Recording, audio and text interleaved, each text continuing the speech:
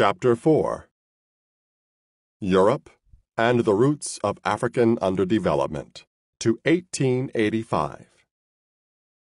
The relation between the degree of destitution of peoples of Africa and the length and nature of the exploitation they had to endure is evident. Africa remains marked by the crimes of the slave traders. Up to now, her potentialities are restricted by underpopulation. Ahmed Sékou Touré, Republic of Guinea, 1962. The European slave trade as a basic factor in African underdevelopment. To discuss trade between Africans and Europeans in the 4 centuries before colonial rule is virtually to discuss slave trade. Strictly speaking, the African only became a slave when he reached a society where he worked as a slave. Before that, he was first a free man and then a captive. Nevertheless, it is acceptable to speak of the trade in slaves when referring to the shipment of captives from Africa to various other parts of the world where they were to live and work as the property of Europeans. The title of this section is deliberately chosen to call attention to the fact that the shipments were all by Europeans to markets controlled by Europeans, and this was in the interest of European capitalism and nothing else. In East Africa and the Sudan, many Africans were taken by Arabs and were sold to Arab buyers. This is known in European books as the Arab slave trade. Therefore, let it be clear that when Europeans shipped Africans to European buyers, it was the European slave trade from Africa. Undoubtedly, with few exceptions, such as Hawkins, European buyers purchased African captives on the coasts of Africa, and the transaction between themselves and Africans was a form of trade. It is also true that very often a captive was sold and resold as he made his way from the interior to the port of embarkation, and that too was a form of trade. However, on the whole, the process by which captives were obtained on African soil was not trade at all. It was through warfare, trickery, banditry, and kidnapping. When one tries to measure the effect of European slave trading on the African continent, it is essential to realize that one is measuring the effect of social violence rather than trade in any normal sense of the word. Many things remain uncertain about the slave trade and its consequences for Africa, but the general picture of destructiveness is clear, and that destructiveness can be shown to be the logical consequence of the manner of recruitment of captives in Africa. One of the uncertainties concerns the basic question of how many Africans were imported. This has long been an object of speculation, with estimates ranging from a few millions to over 100 million. A recent study has suggested a figure of about 10 million Africans landed alive in the Americas, the Atlantic Islands, and Europe. Because it is a low figure, it is already being used by European scholars who are apologists for the capitalist system and its long record of brutality in Europe and abroad. In order to whitewash the European slave trade, they find it convenient to start by minimizing the numbers concerned. The truth is that any figure of Africans imported into the Americas, which is narrowly based on the surviving records, is bound to be low, because there were so many people at the time who had a vested interest in smuggling slaves and withholding data. Nevertheless, if the low figure of 10 million was accepted as a basis for evaluating the impact of slaving on Africa as a whole, the conclusions that could legitimately be drawn would confound those who attempt to make light of the experience of the rape of Africans from 1445 to 1870. On any basic figure of Africans landed alive in the Americas, one would have to make several extensions, starting with a calculation to cover mortality in transshipment. The Atlantic crossing, or Middle Passage, as it was called by European slavers, was notorious for the number of deaths incurred, averaging in the vicinity of 15 to 20%. There were also numerous deaths in Africa between time of capture and time of embarkation, especially in cases where captives had to travel hundreds of miles to the coast. Most important of all, given that warfare was the principal means of obtaining captives, it is necessary to make some estimate as to the number of people killed and injured so as to extract the millions who were taken alive and sound. The resultant figure would be many times the millions landed alive outside of Africa, and it is that figure which represents the number of Africans directly removed from the population and labor force of Africa because the establishment of slave production by Europeans. The massive loss to the African labor force was made more critical because it was composed of able-bodied young men and young women. Slave buyers preferred their victims between the ages of 15 and 35. And preferably in the early 20s, the sex ratio being about 2 men to 1 woman. Europeans often accepted younger African children, but rarely any older person. They shipped the most healthy wherever possible, taking the trouble to get those who had already survived an attack of smallpox and who were therefore immune from further attacks of that disease, which was then one of the world's great killer diseases. Absence of data about the size of Africa's population in the 15th century makes it difficult to carry out any scientific assessment of the results of the population outflow, but nothing suggests that there was any increase in the continent's population over the centuries of slaving, although that was the trend in other parts of the world. Obviously, fewer babies were born than would otherwise have been the case if millions of childbearing ages were not eliminated. Besides, it is essential to recognize that the slave trade across the Atlantic Ocean was not the only connection which Europeans had with slaving in Africa. The slave trade on the Indian Ocean has been called the East African slave trade and the Arab slave trade for so long that it hides the extent to which it was also a European slave trade. When the slave trade from East Africa was at its height in the 18th century and in the early 19th century, the destination of most captives was the European-owned plantation economies of Mauritius, Réunion, and Seychelles, as well as the Americas via the Cape of Good Hope. Besides, Africans laboring as slaves in certain Arab countries in the 18th and 19th centuries were all ultimately serving the European capitalist system, which set up a demand for slave-grown products, such as the cloves grown in Zanzibar under the supervision of Arab masters. No one has been able to come up with a figure representing total losses to the African population sustained through the extraction of slave labor from all areas to all destinations over the many centuries that slave trade existed. However, on every other continent from the 15th century onwards, the population showed constant and sometimes spectacular natural increase. It is striking that the same did not apply to Africa. One European scholar gave the following estimates of world population in millions according to continents. Africa in 1650, 100. 1750, 100. 1850, 100. 1900, 120. Europe in 1650, 103. In 1750, 144. In 1850, 274. In 1900, 423. Asia in 1650, 257. In 1750, 437. In 1850, 656. In 1900, 857. None of the figures is really precise, but they do indicate a consensus among researchers on population that the huge African continent has an abnormal record of stagnation in this respect, and there is no causative factor other than the trade in slaves to which attention can be drawn. An emphasis on population loss, as such, is highly relevant to the question of socio-economic development. Population growth played a major role in European development in providing labor, markets, and the pressures which led to further advance. Japanese population growth had similar positive effects, and in other parts of Asia which remained pre-capitalist, the size of the population led to a much more intensive exploitation of the land than has ever been the case in what is still a sparsely peopled African continent. So long as the population density was low, then human beings, viewed as units of labor, were far more important than other factors of production, such as land. From one end of the continent to the other, it is easy to find examples showing that African people were conscious that population was in their circumstances the most important factor of production. Among the Bemba, for instance, numbers of subjects were held to be more important than land. Among the Shambhala of Tanzania, the same feeling was expressed in the saying, "A king is people." Among the Balanta of Guinea-Bissau, The family strength is represented by the number of hands there are to cultivate the land.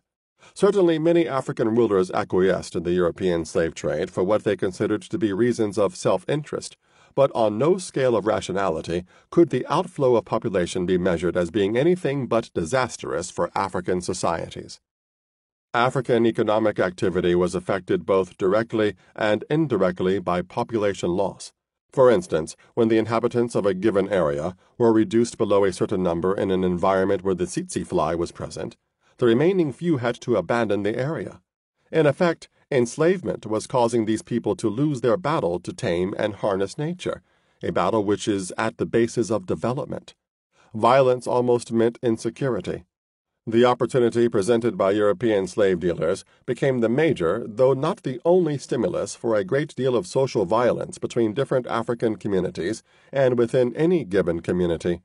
It took the form more of raiding and kidnapping than of regular warfare, and that fact increased the element of fear and uncertainty.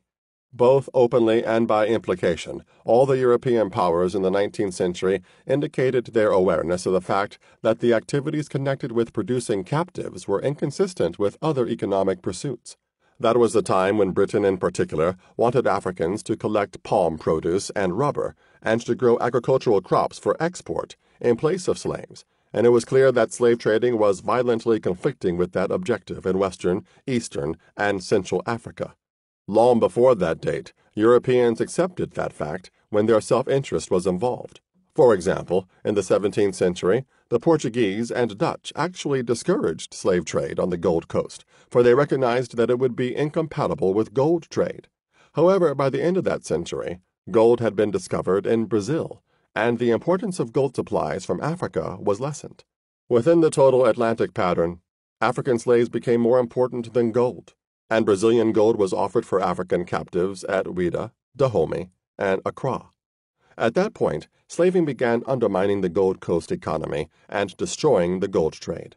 Slave raiding and kidnapping made it unsafe to mine and to travel with gold, and raiding for captives proved more profitable than gold mining.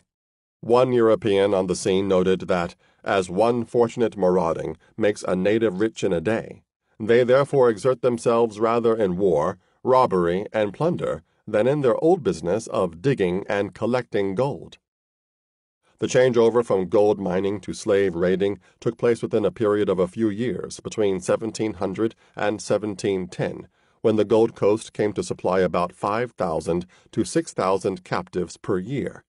By the end of the 18th century, a much smaller number of captives were exported from the Gold Coast, but the damage had already been done.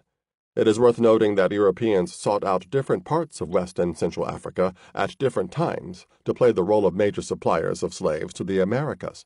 This meant that virtually every section of the long western coastline between the Senegal and Kunene rivers had at least a few years' experience of intensive trade in slaves, with all of its consequences.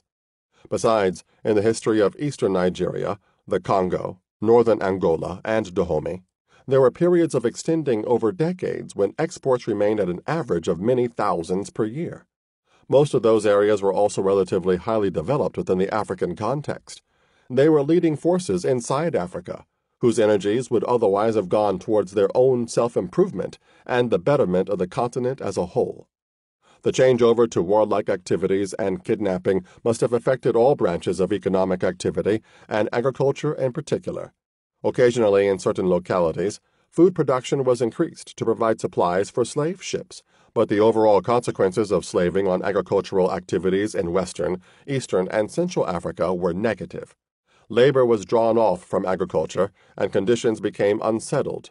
Dahomey, which in the 16th century was known for exporting food to parts of what is now Togo, was suffering from famines in the 19th century. The present generation of Africans will readily recall that in the colonial period, when able-bodied men left their homes as migrant laborers, that upset the farming routine in the home districts and often caused famines. Slave trading, after all, meant migration of labor in a manner 100 times more brutal and disruptive. To achieve economic development, one essential condition is to make the maximum use of the country's labor and natural resources. Usually that demands peaceful conditions, but there have been times in history when social groups have grown stronger by raiding their neighbors for women, cattle, and goods, because they then used the booty from the raids for the benefit of their own community. Slaving in Africa did not even have that redeeming value. Captives were shipped outside instead of being utilized within any given African community for creating wealth from nature. It was only as an accidental byproduct that in some areas Africans who recruited captives for Europeans realized that they were better off keeping some captives for themselves. In any case, slaving prevented the remaining population from effectively engaging in agriculture and industry, and it employed professional slave hunters and warriors to destroy rather than build. Quite apart from the moral aspect and the immense suffering that it caused, the European slave trade was economically totally irrational from the viewpoint of African development. For certain purposes, it is necessary to be more specific and to speak of the trade in slaves not in general continent-wide terms, but rather with reference to the varying impact on several regions. The relative intensity of slave raiding in different areas is fairly well known. Some South African peoples were enslaved by the Boers, and some North African Muslims by Christian Europeans, but those were minor episodes. The zones most notorious for human exports were, firstly, West Africa, from Senegal to Angola, along a belt extending about 200 miles inland, and, secondly, that part of East Central Africa, which today covers Tanzania, Mozambique, Malawi, northern Zambia, and eastern Congo. Furthermore, within each of those broad areas, finer distinctions can be drawn. It might therefore appear that slave trade did not adversely affect the development of some parts of Africa simply because exports were non-existent or at a low level. However, the contention that European slave trade was an underdeveloping factor for the continent as a whole must be upheld, because it does not follow that an African district, which did not trade with Europe, was entirely free from whatever influences were exerted by Europe.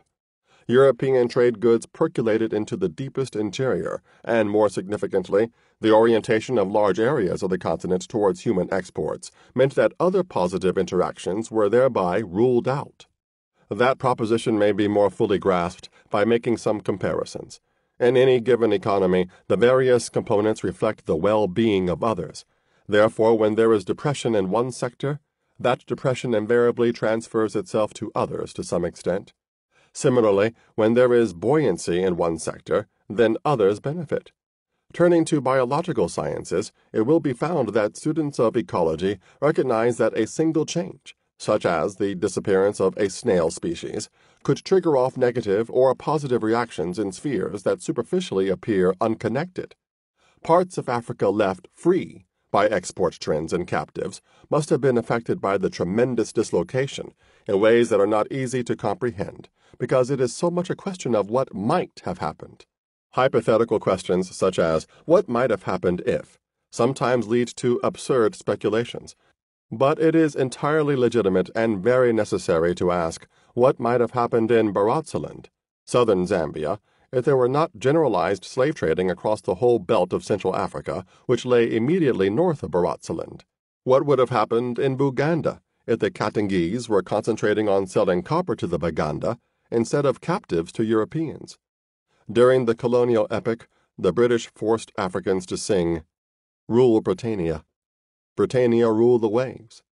Britons never, never, never shall be slaves."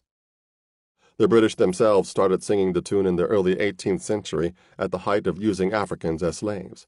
What would have been Britain's level of development had millions of them been put to work as slaves outside of their homelands over a period of 4 centuries? Furthermore, assuming that those wonderful fellows could never, never, never have been slaves, one could speculate further on the probable effects on their development had continental Europe been enslaved. Had that been the case, its nearest neighbors would have been removed from the ambit of fruitful trade with Britain. After all, trade between the British Isles and places like the Baltic and the Mediterranean is unanimously considered by scholars to have been the earliest stimulus to the English economy in the late feudal and early capitalist period, even before the era of overseas expansion. One tactic that is now being employed by certain European, including American scholars, is to say that the European slave trade was undoubtedly a moral evil, but it was economically good for Africa. Here, attention will be drawn only very briefly to a few of those arguments to indicate how ridiculous they can be. One that receives much emphasis is that African rulers and other persons obtained European commodities in exchange for their captives, and this was how Africans gained wealth. This suggestion fails to take into account the fact that several European imports were competing with and strangling African products. It fails to take into account the fact that none of the long list of European articles were of the type which catered into the productive process, but were rather items to be rapidly consumed or stowed away uselessly. And it incredibly overlooks the fact that the majority of the imports were of the worst quality, even as consumer goods: cheap gin, cheap gunpowder, pots and kettles full of holes, beads, and other assorted rubbish. It is suggested that certain African kingdoms grew strong economically and politically as a consequence of the trade with Europeans. The greatest of the West African kingdoms, such as Oyo, Benin, Dahomey, and Asante, are cited as examples. Oyo and Benin were great long before making contact with Europeans, and while both Dahomey and Asante grew stronger during the period of the European slave trade, the roots of their achievements went back to much earlier years. Furthermore, and this is a major fallacy in the argument of the slave trade apologists, the fact that a given African state grew politically more powerful at the same time as it engaged in selling captives to Europeans is not automatically to be attributed to the credit of the trade in slaves. A cholera epidemic may kill thousands in a country, and yet the population increases. The increase obviously came about in spite of and not because of the cholera. This simple logic escapes those who speak about the European slave trade benefiting Africa. The destructive tendency of slave trading can be clearly established. Wherever a state seemingly progressed in the epoch of slave trading, the conclusion is simply that it did so in spite of the adverse effects of a process that was more damaging than cholera. This is the picture that emerges from a detailed study of Dahomey, for instance, and in the final analysis, although Dahomey did its best to expand politically and militarily while still tied to slave trade, that form of economic activity seriously undermined its economic base and left it much worse off. A few of the arguments about the economic benefits of the European slave trade for Africa amount to nothing more than saying that exporting millions of captives was a way of avoiding starvation in Africa. To attempt to reply to that would be painful and time-wasting, but perhaps a slightly more subtle version of the same argument requires a reply. Namely, the argument that Africa gained because in the process of slave trading, new food crops were acquired from the American continent, and these became staples in Africa. The crops in question are maize and cassava, which became staples in Africa late in the 19th century and in the present century. But the spread of food crops is one of the most common phenomena in human history. Most crops originated in only one of the continents, and then social contact caused their transfer to other parts of the world. Trading in slaves has no special bearing on whether crops spread. The simplest forms of trade would have achieved the same result. Today, the Italians have hard wheat foods like spaghetti and macaroni as their staple, while most Europeans use the potato. The Italians took the idea of the spaghetti-type foods from the Chinese noodle after Marco Polo returned from travels there, while Europe adopted the potato from American Indians. In neither case were Europeans enslaved before they could receive a benefit that was the logical heritage of all mankind, but Africans are to be told that the European slave trade developed us by bringing us maize and cassava. All of those points are taken from books and articles published recently as the fruit of research in major British and American universities. They are probably not the commonest views even among European bourgeois scholars, but they are representative of a growing trend that seems likely to become the new accepted orthodoxy in metropolitan capitalist countries. And this significantly coincides with Europe's struggle against the further decolonization of Africa economically and mentally. In one sense, it is preferable to ignore such rubbish and isolate our youth from its insults.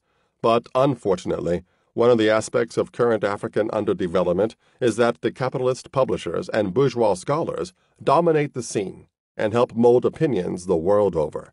It is for that reason that writing of the type which justifies the trade in slaves has to be exposed as racist bourgeois propaganda, having no connection with reality or logic. It is a question not merely of history, but a present-day liberation struggle in Africa. Technical stagnation and distortion of the African economy in the pre-colonial epoch. It has already been indicated that in the 15th century, European technology was not totally superior to that of other parts of the world. There were certain specific features which were highly advantageous to Europe, such as shipping and, to a lesser extent, guns. Europeans trading to Africa had to make use of Asian and African consumer goods, showing that their system of production was not absolutely superior. It is particularly striking that in the early centuries of trade, Europeans relied heavily on Indian cloths for resale in Africa, and they also purchased cloths in several parts of the West African coast for resale elsewhere. Morocco, Mauritania, Senegambia, Ivory Coast, Benin, Yorubaland, and Loango were all exporters to other parts of Africa through European middlemen. Yet by the time that Africa entered the colonial era, it was concentrating almost entirely on the export of raw cotton and the import of manufactured cotton cloth. This remarkable reversal is tied to technological advance in Europe and to stagnation of technology in Africa owing to the very trade with Europe. Cloth manufacture in the world went through a stage of handlooms and a small-scale craft production. Up to the 16th century, there was the general pattern in Africa, Asia, and Europe, with Asian cloth makers being the most skilled in the world. India is the classic example where the British used every means at their disposal to kill the cloth industry so that British cloth could be marketed everywhere, including inside India itself. In Africa, the situation was not so clear-cut, nor did it require so much conscious effort by Europeans to destroy African cloth manufacture, but the trend was the same. Europe benefited technologically from its external trade contacts, while Africa either failed to benefit or actually lost. Vital inventions and innovations appeared in England in the late 18th century after profits from external trade had been reinvested. Indeed, the new machinery represented the investment of primary capital accumulated from trading and from slavery. African and Indian trade strengthened British industry, which in turn crushed whatever industry existed in what is now called the underdeveloped countries. African demand for cloth was increasing rapidly in the 15th, 16th, and 17th centuries, so that there was a market for all cloth produced locally, as well as room for imports from Europe and Asia. But directed by an acquisitive capitalist class, European industry increased its capacity to produce on a large scale by harnessing the energy of wind, water, and coal. European cloth industry was able to copy fashionable Indian and African patterns and eventually to replace them, partly by establishing a stranglehold on the distribution of cloth around the shores of Africa, and partly by swamping African products by importing cloth in bulk. European traders eventually succeeded in putting an end to the expansion of African cloth manufacture. There are many varied social factors which combine to determine when a society makes a breakthrough from small-scale craft technology to equipment designed to harness nature so that labor becomes more effective. One of the major factors is the existence of a demand for more products than can be made by hand, so that technology is asked to respond to a definite social need, such as that for cloths. When European cloth became dominant on the African market, it meant that African producers were cut off from the increasing demand. The craft producers either abandoned their task in the face of cheap available European cloth, or they continued on the same small hand-worked instruments to create styles and pieces for localized markets. Therefore, there was what can be called technological arrest, or stagnation, and in some instances, actual regression, since people forgot even the simple techniques of their forefathers. The abandonment of traditional iron smelting in most parts of Africa is probably the most important instance of technological regression. Development means a capacity for self-sustaining growth. It means that an economy must register advances, which in turn will promote further progress. The loss of industry and skill in Africa was extremely small if we measure it from the viewpoint of modern scientific achievements, or even by standards of England in the late 18th century. However, it must be borne in mind that to be held back at one stage means that it is impossible to go on to a further stage. When a person was forced to leave school after only 2 years of primary school education, it is no reflection on him that he is academically and intellectually less developed than someone who had the opportunity to be schooled right through to university level. What Africa experienced in the early centuries of trade was precisely a loss of development opportunity, and this is of the greatest importance. One of the features associated with technological advance is a spirit of scientific inquiry closely related to the process of production. This leads to inventiveness and innovation. During the period of capitalist development in Europe, this was very much the case, and historians lay great emphasis on the spirit of inventiveness of the English in the 18th century. Socialist societies do not leave inventions merely to chance or good luck. They actively cultivate tendencies for innovation. For instance, in the German Democratic Republic, the youth established a Young Innovators Fair in 1958, calling upon the intellectual creativity of socialist youth, so that within 10 years over 2,000 new inventions were presented at that fair.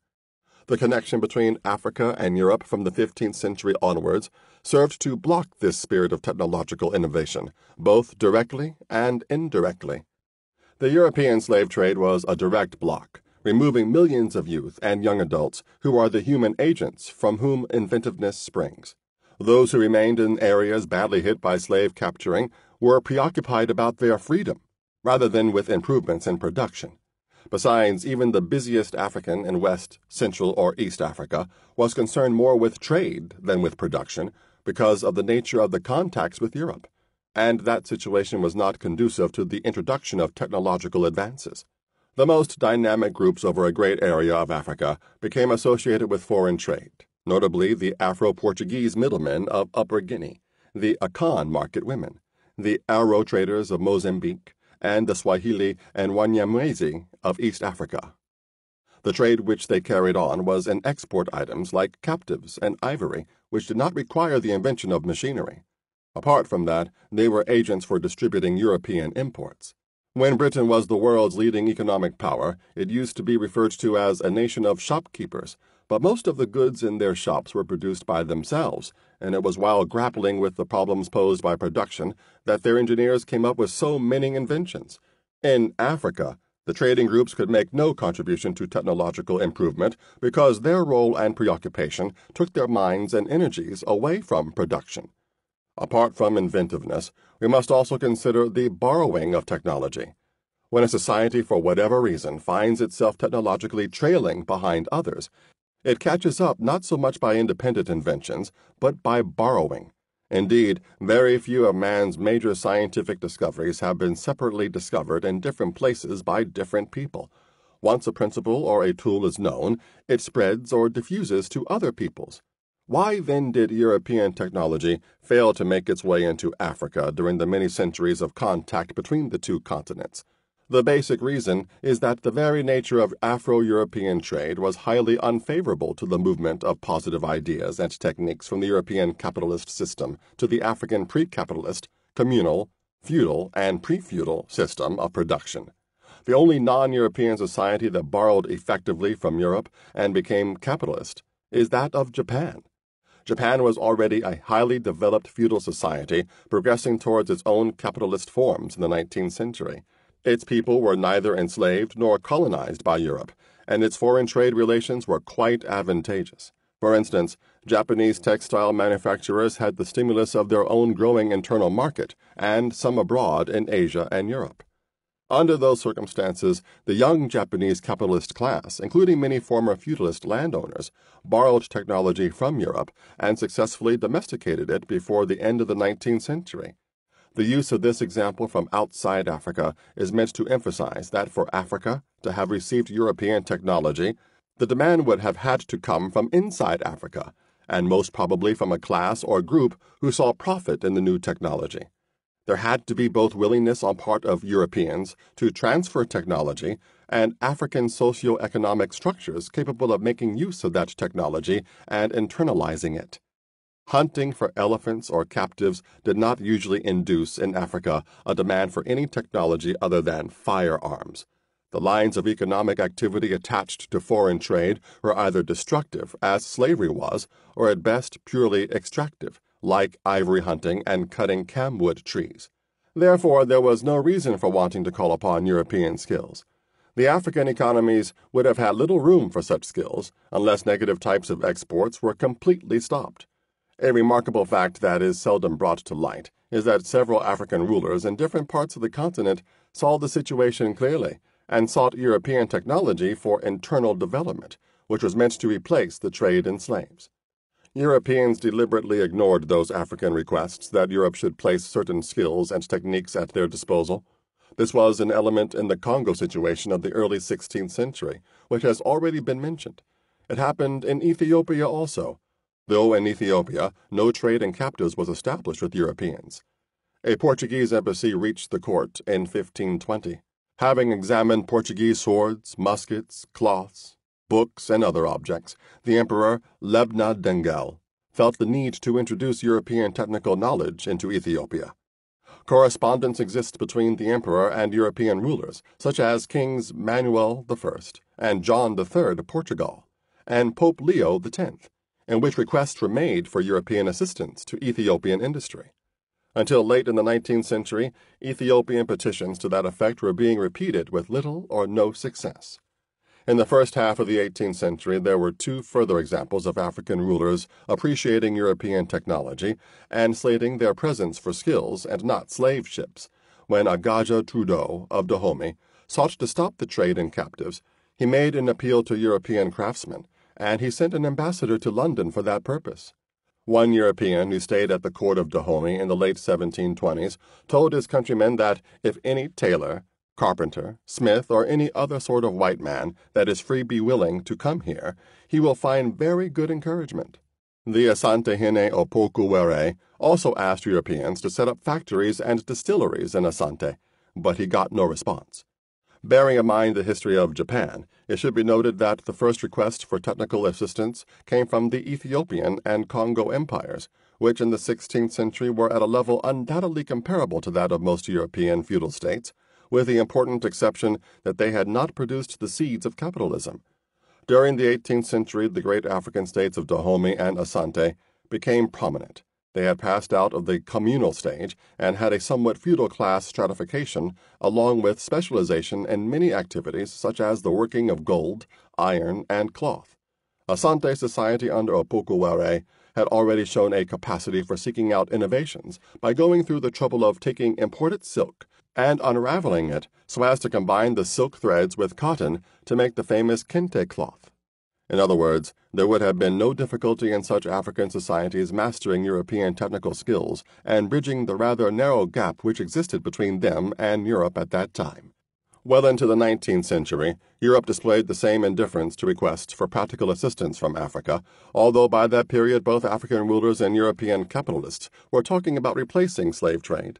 In the early 19th century, one king of Calabar, in eastern Nigeria, wrote to the British asking for a sugar refinery, while around 1804, King Adandozan of Dahomey was bold enough to ask for a firearms factory. By that date, many parts of West Africa were going to war with European firearms and gunpowder. There grew up a saying in Dahomey that he who makes the powder wins the war, which was a far-sighted recognition that Africans were bound to fall between the superiority of Europeans in the field of arms technology.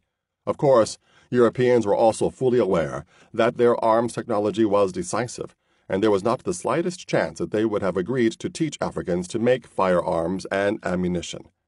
The circumstances of African trade with Europe were unfavorable to creating a consistent African demand for technology relevant to development, and when that demand was raised, it was ignored or rejected by the capitalists.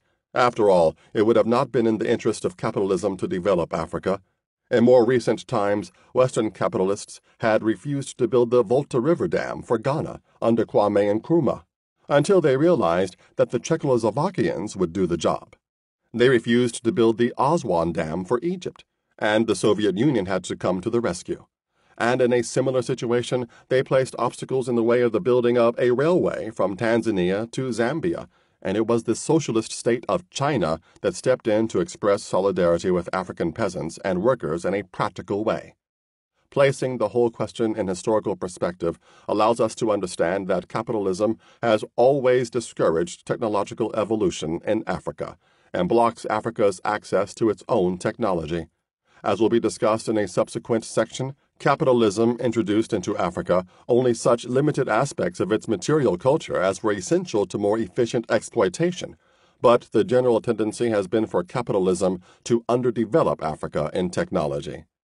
The European slave trade and overseas trade in general had what are known as multiplier effects on Europe's development in a very positive sense.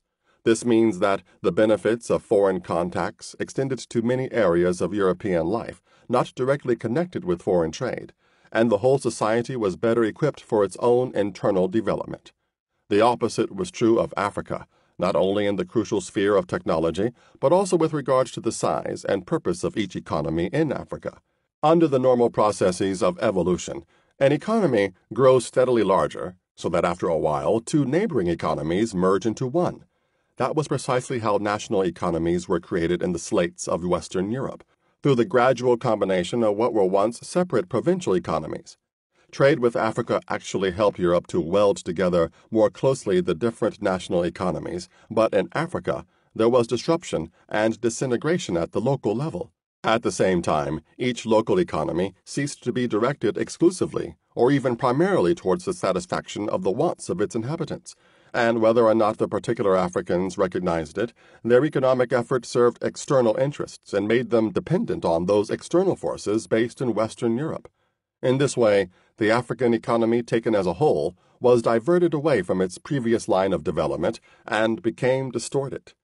It has now become common knowledge that one of the principal reasons why genuine industrialization cannot easily be realized in Africa today is that the market for manufactured goods in any single African country is too small, and there is no integration of the markets across large areas of Africa. The kind of relationship which Africa has had with Europe from the very beginning has worked in a direction opposite to integration of local economies. Certain interterritorial links established on the continent were broken down after the 15th century because of European trade. Several examples arose on the West African coast down to Angola, because in those parts European trade was most voluminous, and the surviving written record is also more extensive. When the Portuguese arrived in the region of modern Ghana in the 1470s, they had few commodities to offer the inhabitants in exchange for the gold coveted by Europe. However, they were able to transship from Benin in Nigeria supplies of cotton cloths, beads, and female slaves, which were saleable on the Gold Coast. The Portuguese were responding to a given demand on the Gold Coast, so that a previous trade must have been in existence between the people of Benin and those of the Gold Coast, particularly the Akan. The Akan were gold producers, and the people of Benin were specialist craftsmen who had a surplus of cloth and beads which they manufactured themselves. As an expansionist state with a large army, Benin also had access to prisoners of war, while the Akan seemed concerned with building their own population and labor force, so the latter acquired female captives from Benin and rapidly integrated them as wives. When the Portuguese intervened in this exchange, it was subordinated to the interests of European trade.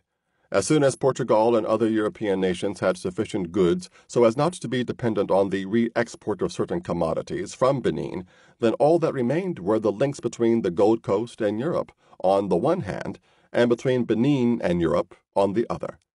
Probably, Benin products had reached the Gold Coast by way of the creeks behind the coast of what is now Dahomey and Togo. Therefore, it would have been more convenient when Europeans established a direct link across the open sea. As pointed out earlier, the superiority of Europeans at sea was of the greatest strategic value, along with their organizational ability. This was illustrated in several places, beginning with the Maghreb and Mauritania. After the Portuguese took control of the Atlantic coast of northwest Africa, they were able to secure horses, woolen goods, and beads, which they shipped farther south to West Africa for gold and slaves.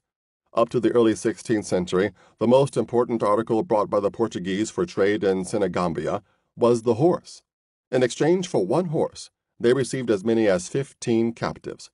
North African woolens and beads were also utilized by the Portuguese in buying gold on the river Gambia, as far south as Sierra Leone. It needs to be recalled that the Western Sudan had links with the West African coast and with North Africa. Long before the European arrival, horses were moving from North Africa to be interbred with local West African stock. Long before the European arrival, the Arabs and Mauritanians traveled to the river Senegal and farther south to meet the Mandinga Jola traders and hand over to them products such as beads made in Ceuta and cloth spun from the wool of North African sheep. With the advantage of rapidity of transport by sea as opposed to overland across the desert, the Portuguese were in effect breaking up the economic integration of the region. As with the Benin-Akan example, the point to note is that after the Portuguese became middlemen, they had the opportunity of developing a new trade pattern by which both Northwest Africa and West Africa looked to Europe and forgot about each other. A similar situation came into existence on the Upper Guinea coast, and this time the European exploitation was aided by the presence of white settlers in the Cape Verde Islands. The Portuguese and the Cape Verde settlers broke into the pattern of local Upper Guinea trade as early as the 1470s. They intervened in transfers of raw cotton and indigo dye from one African community to another, and the Cape Verdean settlers established a flourishing cotton growing and cotton manufacturing industry. They used labor and techniques from the mainland and exported the finished products along the length of the coast down to Accra. The Portuguese also took over the trade in cowries in the Congo and its offshore islands, the trade in salt along the Angolan coast, and the trade in high-quality palm cloth between northern and southern Angola. In some instances, they achieved dominance not just because of their ships and commercial skills, but also by the use of force, provided they were operating on the coast and could bring their cannon into use. In East Africa, for instance, the Portuguese used violence to capture trade from the Arabs and Swahili. The disruption of African commerce between the Ivory Coast and the Gold Coast followed that pattern. A strong coastal canoe trade existed between these two regions, with the people of Cape Lahau, modern Ivory Coast, sailing past Cape Three Points to sell their cloth as far east as Accra. The Portuguese set up a fort at Axum near Cape Three Points to service gold trade with the hinterland, and one of its functions was to chop the cast-west coastal African trade. They banned Axum residents from going to Cape Lahau, and they stopped canoes from Ivory Coast from traveling east beyond Axum. The purpose was obviously to make both areas separate economic entities, exclusively tied to Europe. The aforementioned African commerce proved to have deep roots. The Dutch found it still going on when they took over Axum in 1637. The servants of the Dutch West India Company, which was operating on the Gold Coast, wanted to put a complete stop to the African trade, and when that was not achieved, they tried to force the people of the Ivory Coast to buy a certain amount of Dutch goods. The Dutch ruled that each Axum canoe man going to Cape Lahau should carry Dutch goods worth at least 4 ounces of gold. The purpose was to convert a purely intra-African exchange into a European-African trade. What was doubly detrimental to African attempts to integrate their own economies was the fact that when Europeans became middlemen in local trade networks, they did so mainly to facilitate the extraction of captives, and thereby subordinated the whole economy to the European slave trade. In Upper Guinea and the Cape Verde Islands, the Portuguese and their mulatto descendants engaged in a large variety of exchanges involving cotton, dyes, cola nuts, and European products. The purpose of it all was to fill the holds of slave ships. In Congo and Angola, the same picture emerges. The salt, cowrie shells, and paint cloth that came in Portuguese hands made up for their shortage of trade goods, and served to purchase captives on different parts of the coast and deep in the interior. The element of subordination and dependence is crucial to an understanding of African underdevelopment today, and its roots lie far back in the era of international trade. It is also worth noting that there is a type of false or pseudo-integration which is a camouflage for dependence. In contemporary times, it takes the form of free trade areas in the formerly colonized sections of the world. Those free trade areas are made to order for the penetration of multinational corporations. From the 15th century onwards, pseudo-integration appeared in the form of the interlocking of African economies over long distances from the coast, so as to allow the passage of human captives and ivory from a given point inland to a given port on the Atlantic or Indian Ocean. For example, captives were moved from Congo through what is now Zambia and Malawi to Mozambique, where Portuguese, Arab, and French buyers took them over. That was not genuine integration of the economies of the African territories concerned. Such trade merely represented the extent or foreign penetration, thereby stilling local trades. The West African gold trade was not destroyed, but it became directly dependent on European buyers by being diverted from the northward routes across the Sahara. Within the savanna belt of the western Sudan, the trans-Saharan gold trade had nourished one of the most highly developed political zones in all Africa from the 5th century onwards. But it was more convenient for Europe to obtain its gold on the west coast than through North African intermediaries, and one is left to speculate on what might have occurred in the western Sudan if there had been a steady increase in the gold trade over the 17th and 18th centuries. Nevertheless, there is something to be said in favor of African trade with Europe in this particular commodity. Gold production involved mining and an orderly system of distribution within Africa. Akan country and parts of Zimbabwe and Mozambique sustained flourishing socio-political systems up to the 19th century, largely because of gold production. Certain benefits also derived from the export of ivory. The search for ivory became the most important activity in several East African societies at one time or another, sometimes in combination with the trade in captives. The Wanyamwezi of Tanzania were East Africa's best-known traders, acquiring their reputation through carrying goods for hundreds of miles between Lake Tanganyika and the Indian Ocean. When the Wanyamwezi gave their attention to the export of ivory, this sparked off other beneficial developments, such as increased trading in hose, food, and salt between themselves and their neighbors. Yet, ivory was an asset that was rapidly exhausted in any given region, and the struggle to secure new supplies could lead to violence, comparable to that which accompanied the search for human captives. Besides, the most decisive limitation of ivory trade was the fact that it did not grow logically from local needs and local production. Large quantities of ivory were not required by any society inside Africa, and no African society turned to elephant hunting and ivory collection on a big scale until the demand came from Europe or Asia. Any African society which took ivory exports seriously then had to restructure its economy so as to make ivory trade successful. That in turn led to excessive and undesirable dependence on the overseas market and an external economy. There could be growth in the volume of commerce and the rise of some positive side effects, but there was decrease in the capacity to achieve economic independence and self-sustaining social progress. Besides, at all times one must keep in mind the dialectical opposite of the trade in Africa, namely, production in Europe or in America under European control. The few socially desirable byproducts of elephant hunting within Africa were chicken feed in comparison with the profits, technology, and skills associated with the product in Europe. In that way, the gap between Africa and Europe was constantly widening, and it is on the basis of that gap that we arrive at development and underdevelopment.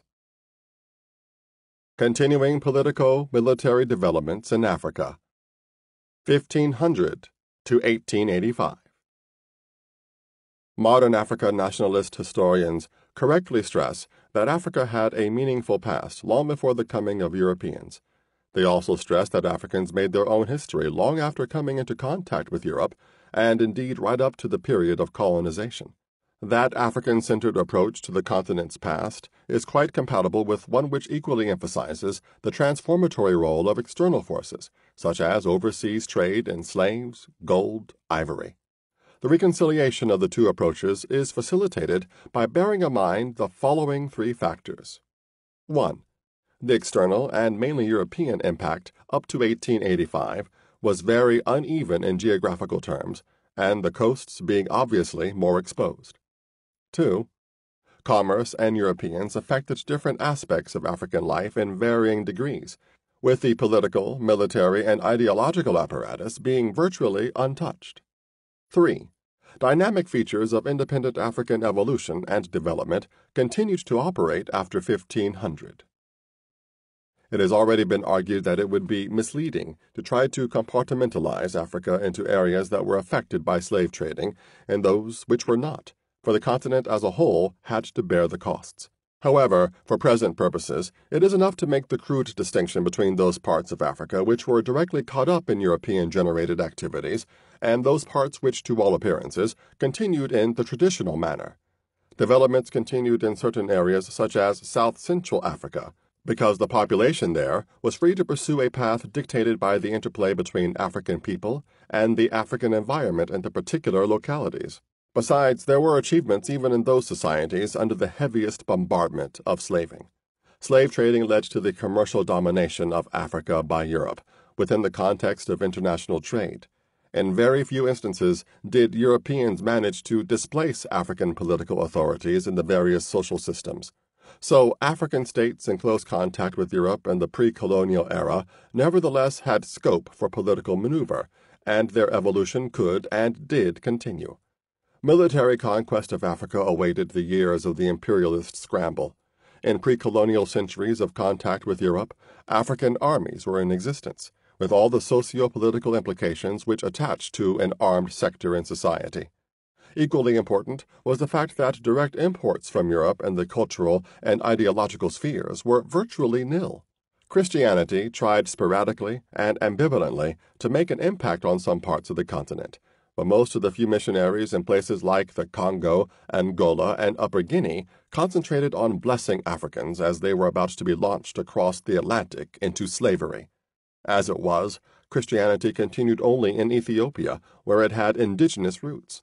Elsewhere, there flourished Islam and other religions which had nothing to do with European trade.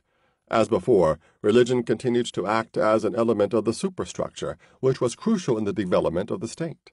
So long as there is political power, so long as people can be mobilized to use weapons, and so long as a society has the opportunity to define its own ideology and culture, then the people of that society have some control over their own destinies, in spite of constraints such as those imposed as the African continent slipped into orbit as a satellite of capitalist Europe. After all, although historical development is inseparable from material conditions and the state of technology, it is also partially controlled by a people's consciousness at various stages. That is part of the interdependence of base and superstructure alluded to at the outset. Revolution is the most dramatic appearance of a conscious people or class on the stage of history, but to greater or lesser extent, the ruling class in any society is always engaged in the developmental process as conscious instruments of change or conservatism. Attention in this section will be focused on the political sphere and its power companion, the military. In those areas, Africans were able to excel, even in the face of slave trading. Politico-military development in Africa from 1500 to 1885 meant that African social collectives had become more capable of defending the interests of their members, as opposed to the interests of people outside the given community. It also meant that the individual in a politically mature and militarily strong state would be free from external threat of physical removal. He would have more opportunities to apply his own skill in fields as diversified as minstrelsy and bronze working under the protection of the state. He also could use his creativity and inventiveness to refine the religion of his people, or to work out a more manageable constitution, or to contribute to new techniques of war, or to advance agriculture and trade. Of course, it is also true that the benefits of all such contributions went mainly to a small section of African society, both within and without the zone of slaving. For as communalism receded, the principle of egalitarian distribution was disregarded. These various points can be illustrated by concrete historical examples drawn from all over the continent during the pre-colonial period in question. The Yoruba. In a previous discussion, the Yoruba state of Oyo was merely listed as one of the outstanding representatives of African development up to the eve of European arrival in the 15th century. The remarkable 14th and 15th century artistic achievements of Oyo, of its parent state of Ife, and of the related state of Benin have been well studied because of the preservation of ivory, terracotta, and bronze sculptures. It is clear that the earliest bronzes were the best, and that there was a deterioration in execution and sensitivity from the 16th through to the 18th century. However, politically, states such as Oyo and Benin did continue to prosper for a very long time after the arrival of Europeans on the West African coast. Since Oyo and the Yoruba people were within an intensive area of slave trading, their fate between 1500 and 1885 is of considerable significance. The kingdom of Oyo kept fairly clear of any involvement with slave trading until the late 18th century. Instead, its people concentrated on local production and trade, and on the consolidation and expansion of the trade. Indeed, although the nucleus of the Oyo kingdom had already been established in the 15th century, it was during the next 3 centuries that it expanded to take control of most of what was later termed Western Nigeria. larger zones north of the river Niger, and the whole of what is now Dahomey. In effect, it was an empire, ruled over by an Alafin, in conjunction with an aristocracy. It was in the 16th, 17th, and 18th centuries that the subtle constitutional mechanisms which regulated relations between the Alafin and his principal subjects, and between the capital and the provinces, were crystallized. Insofar as Oyo had an interest in the coast, it was as an outlet more for cloth than for slaves. Being some distance inland, the Yoruba of Oyo concentrated on relations with the hinterland, thereby connecting with the western Sudanic trading zone. It was from the north that Oyo got the horses which made its armies feared and respected. Oyo is a prime example of that African development which had its root deep in the past, and the contradictions between man and environment. Its people continued to develop on the basis of forces which they did consciously manipulate, as well as through the deliberate utilization of political techniques. Early in the 19th century, Oyo and Yorubaland, in general, began to export captives in considerable numbers. They were obtained partly by military campaigns outside Yorubaland, but also through local slave procuring. Local slave procuring involved kidnapping, armed raids, uncertainty, and disunity. Those features, together with internal constitutional tensions and an external threat from the Islamic North, brought about the downfall of the Oyo Empire by about 1830. The famous Yoruba ancestral home of Ife was also despoiled and its citizens turned into refugees because of quarrels among the Yoruba over kidnapping for sale into slavery. But it was testimony to the level of development in that part of Africa that within a few years the inhabitants were able to reconstruct new political states, notably those of New Oyo, Ibadan, Ajaye, Abeokuta, and Ijebu, each centered on a town and with enough land for successful agriculture. Until the British arrived to kindly impose order in Nigeria, the Yoruba people kept experimenting with various political forms, with heavy emphasis on the military and keeping to the religion of their forefathers. Being conscious of territorial boundaries, the inhabitants and rulers of any given state invariably became involved in clashes with neighboring states. The state in the feudal epoch in Europe and Asia was particularly concerned with its military capacity. The ruling class comprised in whole or in part the professional fighting forces of the state. One rationalization by which they justified their enjoyment of the major portion or the surplus of society was that they offered armed protection to the ordinary peasant or serf. This generalization was as true of 19th century Yorubaland as it was of Prussia and Japan. Without a doubt, Africans in that region were proceeding along the line of development leading to social organization comparable to feudalism in Europe, Asia, and such parts of Africa as Ethiopia and the Maghreb, which had been at that stage some centuries earlier. In the Oyo Empire, the civil power was dominant, and the military generals were servants of the king. Subsequently, however, the military took over effective political power. For instance, the Ajaye state was founded by Kurunmi, said to have been the greatest Yoruba general of those troubled times following the fall of Oyo. Kurunmi established a personal military ascendancy in Ajaye. Ibadan was slightly different, in that there was a group of military officers who collectively formed the political elite. Efforts to put civilians back in power were half-hearted and unsuccessful. After all, the town itself grew out of a military encampment. The city-state of Abeokuta perhaps made the most consistent effort to make the military an arm of the civil state. But what mattered most was the defense of the townships within the fortified walls of Abeokuta.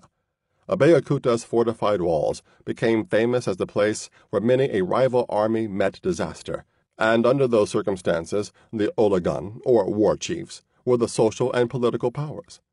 While the militarization of politics was going on in Yorubaland, changes were taking place in the structure of the society, which brought about sharper class stratification.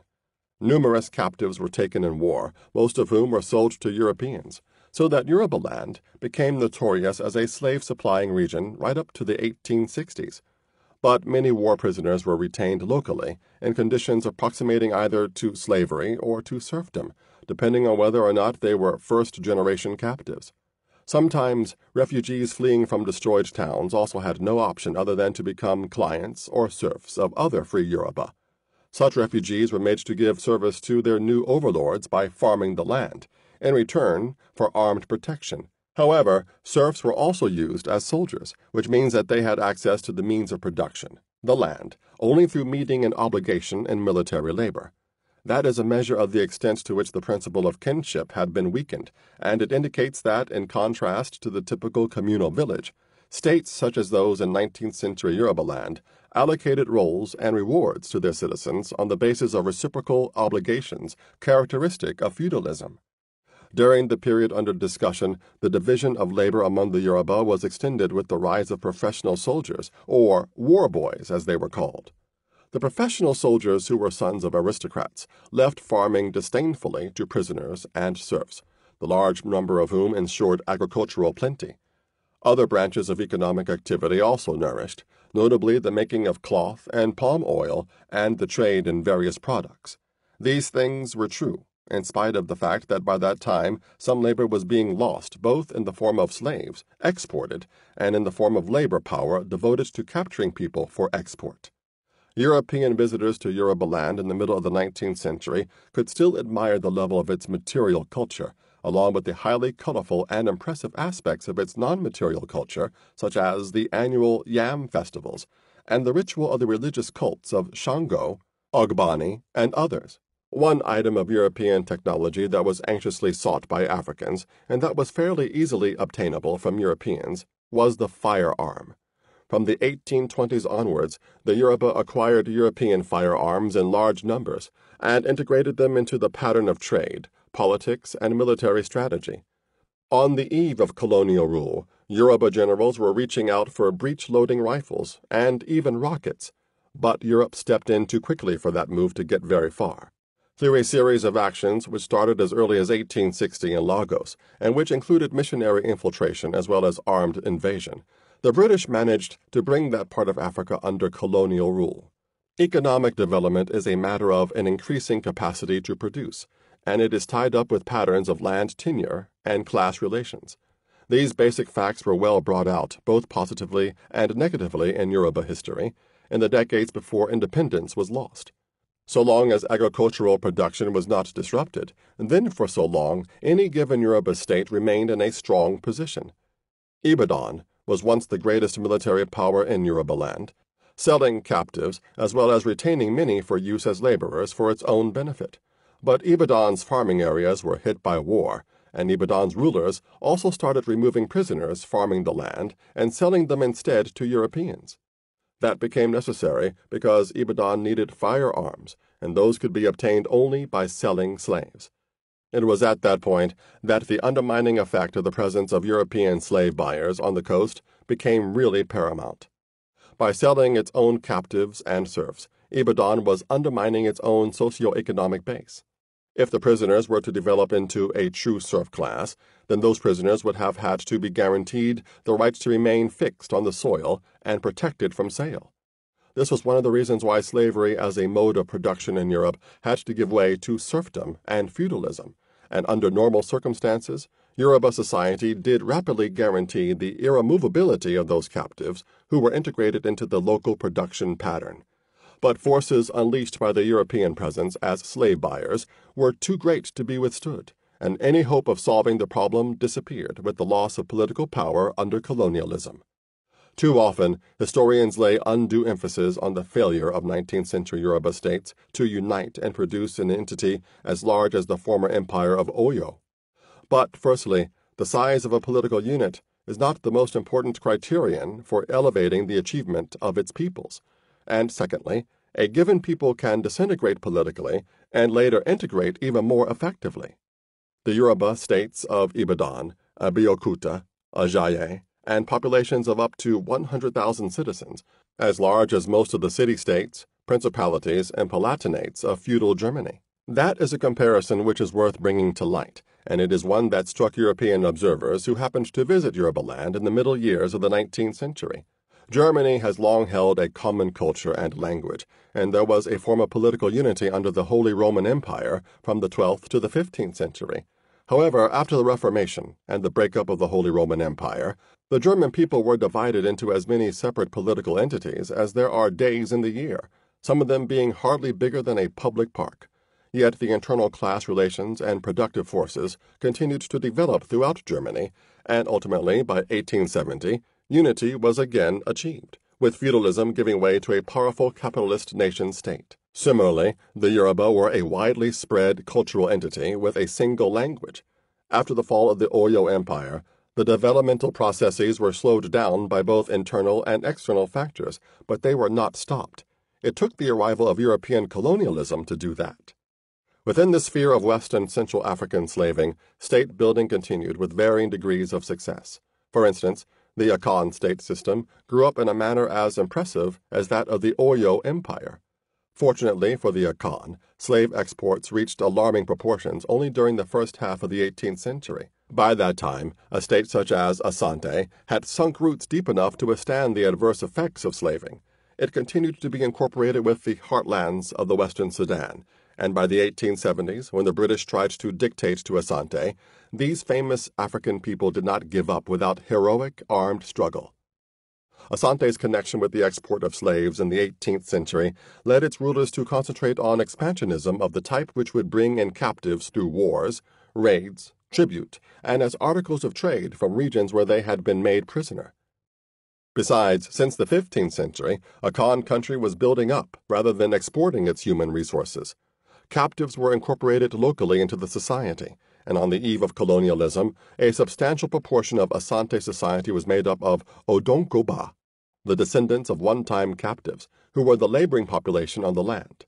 Development had come not through exporting and losing labor, but by increasing and maximizing it. Dahomey. Asante's eastern neighbor beyond the Volta River was Dahomey. Since Dahomey was more deeply involved in the European slave trade, and for a much longer period, its experiences shall be cited at a greater length. Throughout the 18th and 19th centuries, Dahomey had a stagnant if not declining population, and an economy that had virtually no props other than slave exports. What Dahomey succeeded in doing in spite of all that is a tribute to the achievements of man inside the African continent. It should be made clear that the groundwork for the socio-political development of the Aja, or Fawn people, or Dahomey, was laid down in the period preceding the influence of Europe on West Africa. By the 15th century, the Aja states of Alada and Wida were already in existence, having a loose connection with the Yoruba of Ife. Dahomey was an offshoot from Alada in the 16th century, and by the early 18th century, it expanded to incorporate both Alada and Wida. The kings of Alada and Wida had made the mistake of either failing to protect their own citizens from enslavement or of actually conniving at their enslavement. Dahomey never followed such a policy, which was directly antagonistic to the very maintenance of the state. Instead, Dahomey eventually became the classic raiding state of West Africa after failing to get Europeans to accept any products other than human beings. To achieve that, Dahomey had first to build up a tightly organized military state, whose monarch came much closer to an authoritarian or despot than did the Alafin of Oyo or the Asantehene of Asante. Secondly, Dahomey invested a great deal of time and ingenuity on its army so as to protect its own citizens and wage war abroad. Within European history, the state of Sparta stood out as one that was completely dedicated to the art of war. Europeans in Africa in the 18th and 19th centuries invariably referred to Dahomey as a Black Sparta. Throughout the 18th century, the cavalry of Oyo was much more than a match for Dahomey's foot soldiers, and Dahomey remained a tribute-paying portion of the Oyo Empire.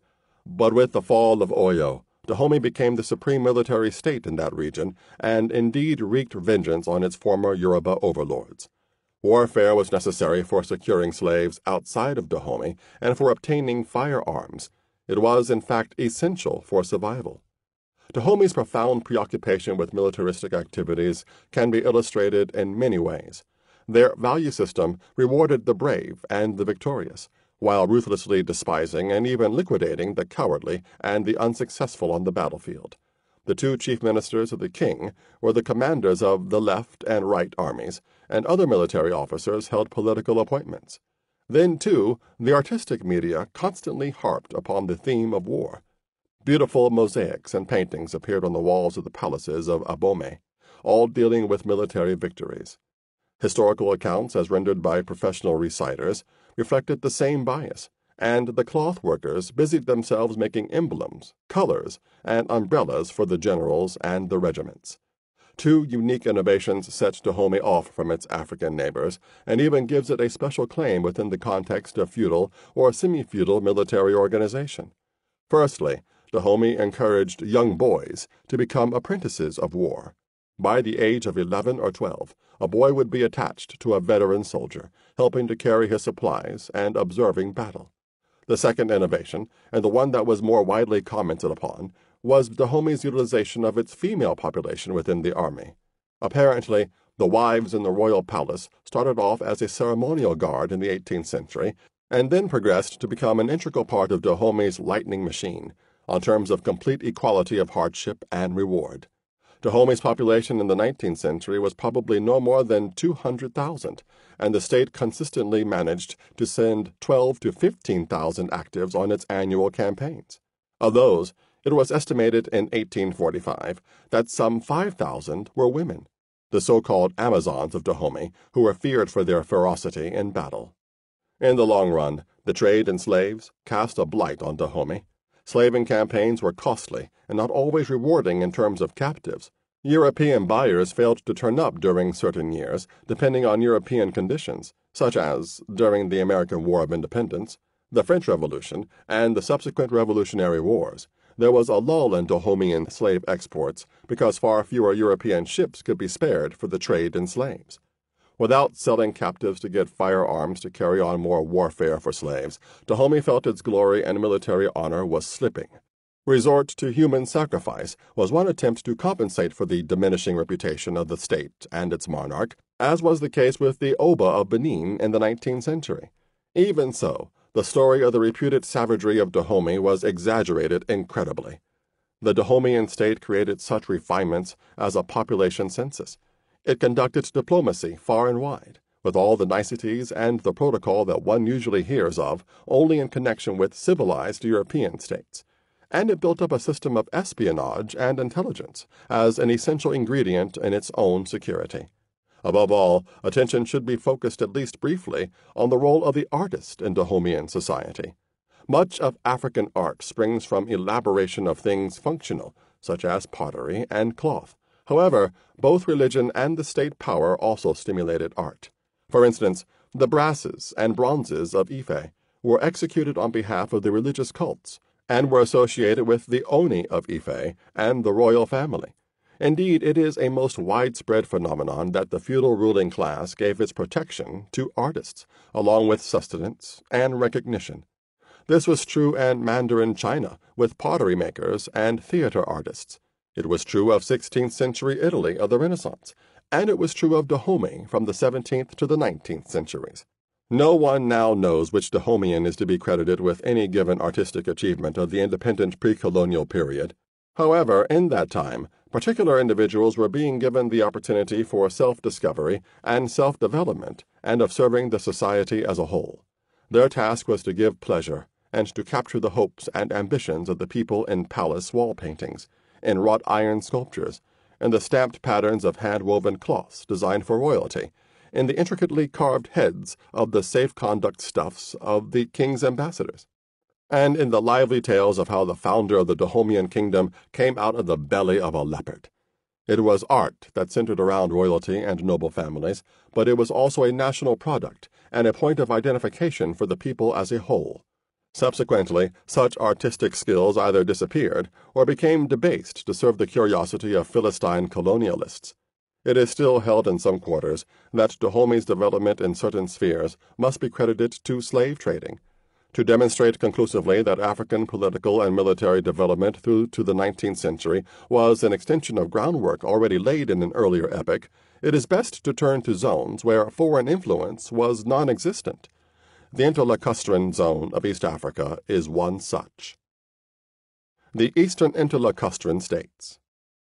In an earlier discussion, attention was directed to Bunyoro-Kiltara as the most advanced socio-political formation in East Africa up to the 15th century. Its ruling dynasty, the Bakwesi, declined for reasons that are not clear, and they were overwhelmed by new immigrants from the north.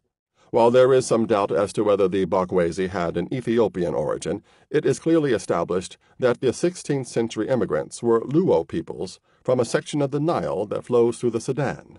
Following upon Luo migrations, a new line, known as the Babiito dynasty, was placed in power over Bunyoro proper. Other branches of the same dynasty were enthroned in several places, sometimes breaking off from the main line. As late as the 19th century, a separate Babiito kingdom was carved out in Toro. Meanwhile, the Bakwesi, or Bahima, had staged a comeback in regions to the south, in the form of a clan known as the Bahinda. The Bahinda were one of the pastoralist clans of the old Bunyoro Katara state, and in the period from the 16th century onwards, their stronghold was in Ankole and Karagwe.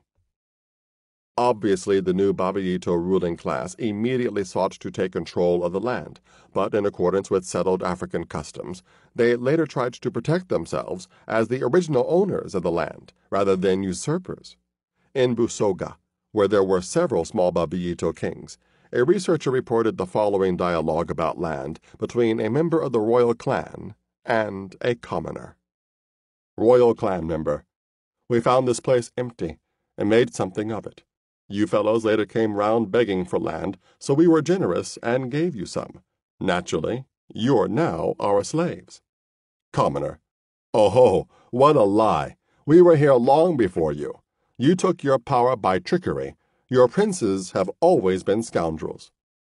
At no stage in the independent history of these interlacustrine states did land become purely a personal possession, to be monopolized by a given class, as in the classic European feudal model.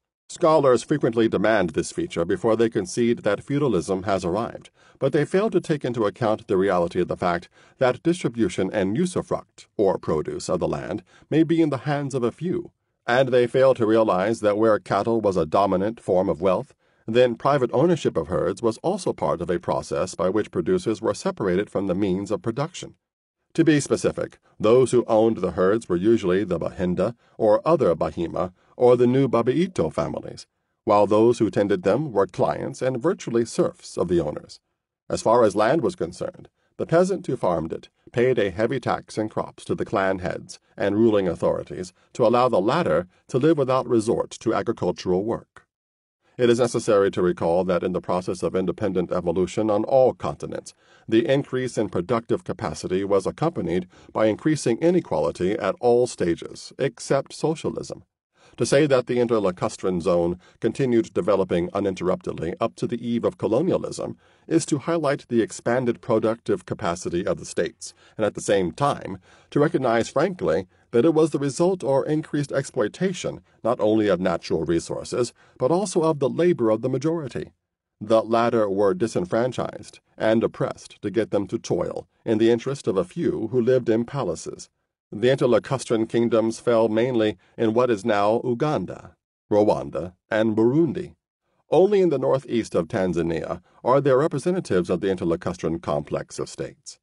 Northeast Tanzania was the most developed portion of the country in the pre-colonial epoch because the rest of mainland Tanzania comprised numerous small kingdoms that had not decisively left behind the communal stage. But northeast Tanzania was also the corner of the country in which problems arose when a new ideology of egalitarianism was being preached after the end of the colonial era, because there was already a regime of inequality in the distribution of land and produce and in the rights granted to individuals. In fact, in any meaningful political sense, the area was feudal. There is some disagreement as to the origins of the important interlacustrine suite of Buganda. Some traditions give it the same Luo origin as Bunyoro, while others tend to hold that it was a Bakwesi survival.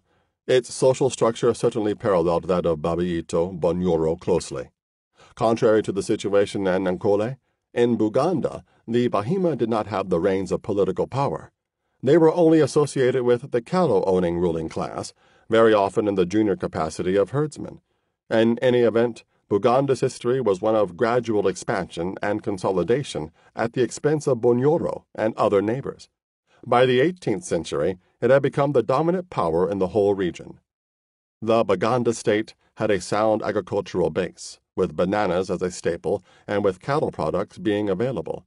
Their craftsmen manufactured backcloth for export, and local production of iron and pots was supplemented by imports from neighboring African communities. Their lack of salt was a big stimulus to the extending of their trade network to obtain necessary supplies, and as was true of the Western Sudan, such an extension of the network of commerce was in effect integrating the productive resources of a large area. Karl Peters, the advance agent of German colonialism in East Africa, remarked that in estimating the political and commercial affairs of East Africa, too little stress is laid on this internal trade among the tribes. The barter trade of Buganda defies all direct calculation. In Buganda's case, the absence of slave trading must have been important in expanding internal production and trade, and therefore providing a sound base for the political superstructure. The kings of Buganda set up a small permanent armed force, which served as a bodyguard. The rest of the national army was raised when necessary. The political administration was centralized under the Kabaka, and district rulers were appointed by the Kabaka and his council, rather than left to be provided by the clans on a hereditary family basis. Great ingenuity went into devising plans for administering this large kingdom through a network of local officials.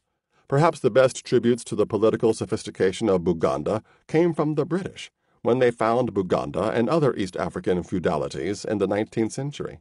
They were the best tributes because they were reluctantly extracted from white racists and culturally arrogant colonialists who did not want to admit that Africans were capable of anything.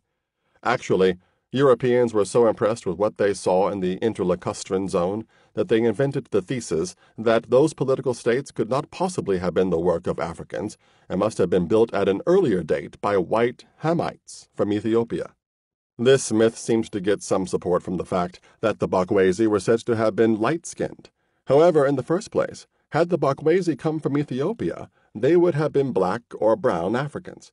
And secondly, as noted earlier, the cultures of East Africa were syntheses of local developments, plus African contributions from outside the specific localities. They were certainly not foreign imports. Assuming that the Bakwezi or Bahima were from Ethiopia, then they lost their language and became Bantu-speaking like their subjects. The same thing happened to the Babiito dynasty of Luo extraction, indicating that they had been absorbed by the local culture. Furthermore, the Babiito and the Bahima/Bahinda also forged close connections from the 16th to the 19th centuries. In effect, out of different ethnic groups, castes, and classes, a number of nationalities were emerging. The nationality group is held to be that social formation which immediately precedes the nation-state, and the definition applies to the peoples of Buganda, Bunyoro, Ankole, Karagwe, and Toro, as well as to those in Rwanda and Burundi. Rwanda. The westernmost portion of the interlacustrine zone comprised the kingdoms of Rwanda and Burundi. The two countries which today hear those names are centered around the old kingdoms. The experiences of Rwanda will be cited here. Like the old Bunyoro-Kitara kingdom, and like its northeastern neighbor state in Ankole, Rwanda was split into two major social groups. Though the great majority of the population were cultivators, known as the Bahutu, political power was in the hands of Batutsi pastoralists, comprising about 10% of the population. An even smaller minority were the Batwa, about 1%, who were at a very low level of pre-agricultural social organization. The relative physiques of the three social segments in Rwanda offer an interesting commentary on the development of human beings as species. The Batutsi are one of the tallest human groups in the world. The Bahutu are short and stocky, and the Batwa are pygmies.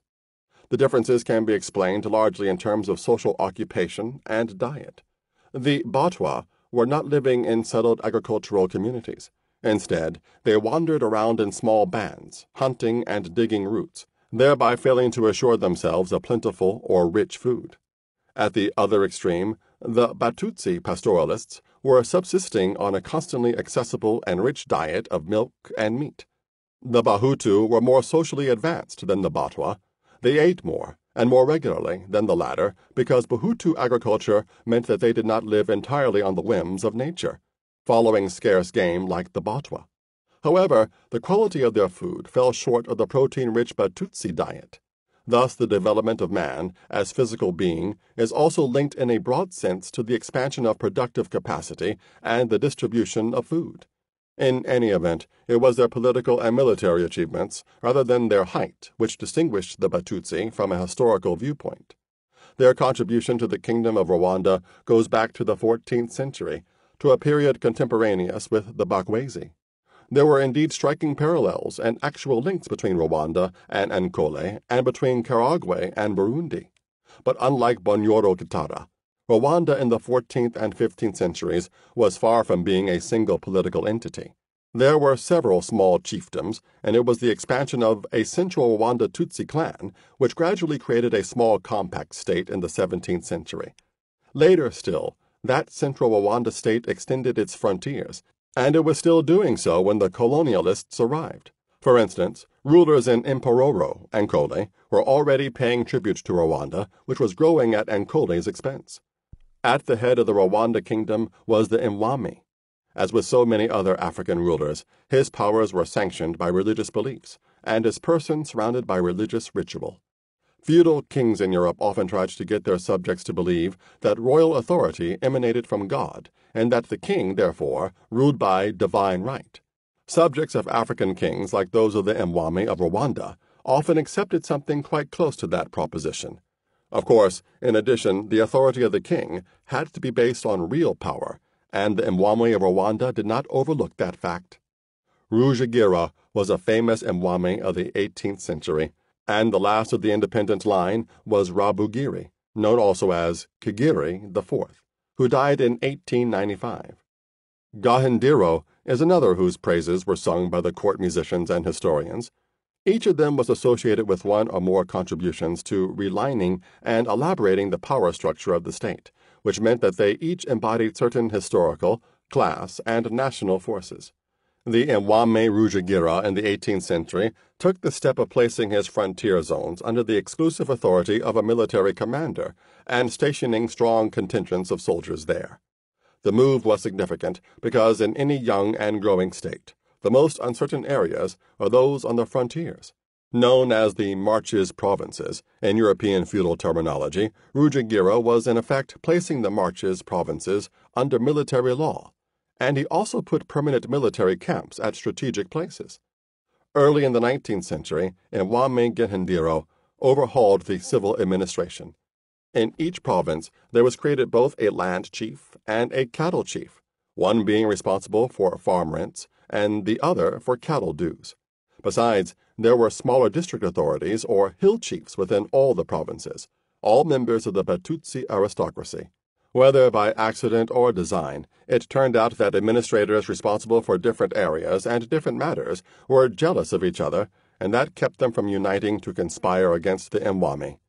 The hill chiefs were for a long time hereditary within given Batutsi clans or lineages, but under Rwabugiri they became appointive, another move which strengthened central government. Meanwhile, the civil servants and councillors, collectively known as biru, were given grants of land which were free from the intervention of the land and cattle chiefs, thereby cementing the loyalty of the biru to the throne. The system of social relations which emerged in Rwanda was more completely hierarchical and feudal than in most other parts of Africa. Hierarchy and socio-legal interdependence of classes and individuals were features found in the army, in the civil administration, and in the social fabric itself. The key to everything else was the control over cattle through an institution known as Umbahake. This meant that the poor, in cattle, and those of low status, by birth, could approach anyone with more cattle and more respected status and offer his physical labor services in return for cattle and protection.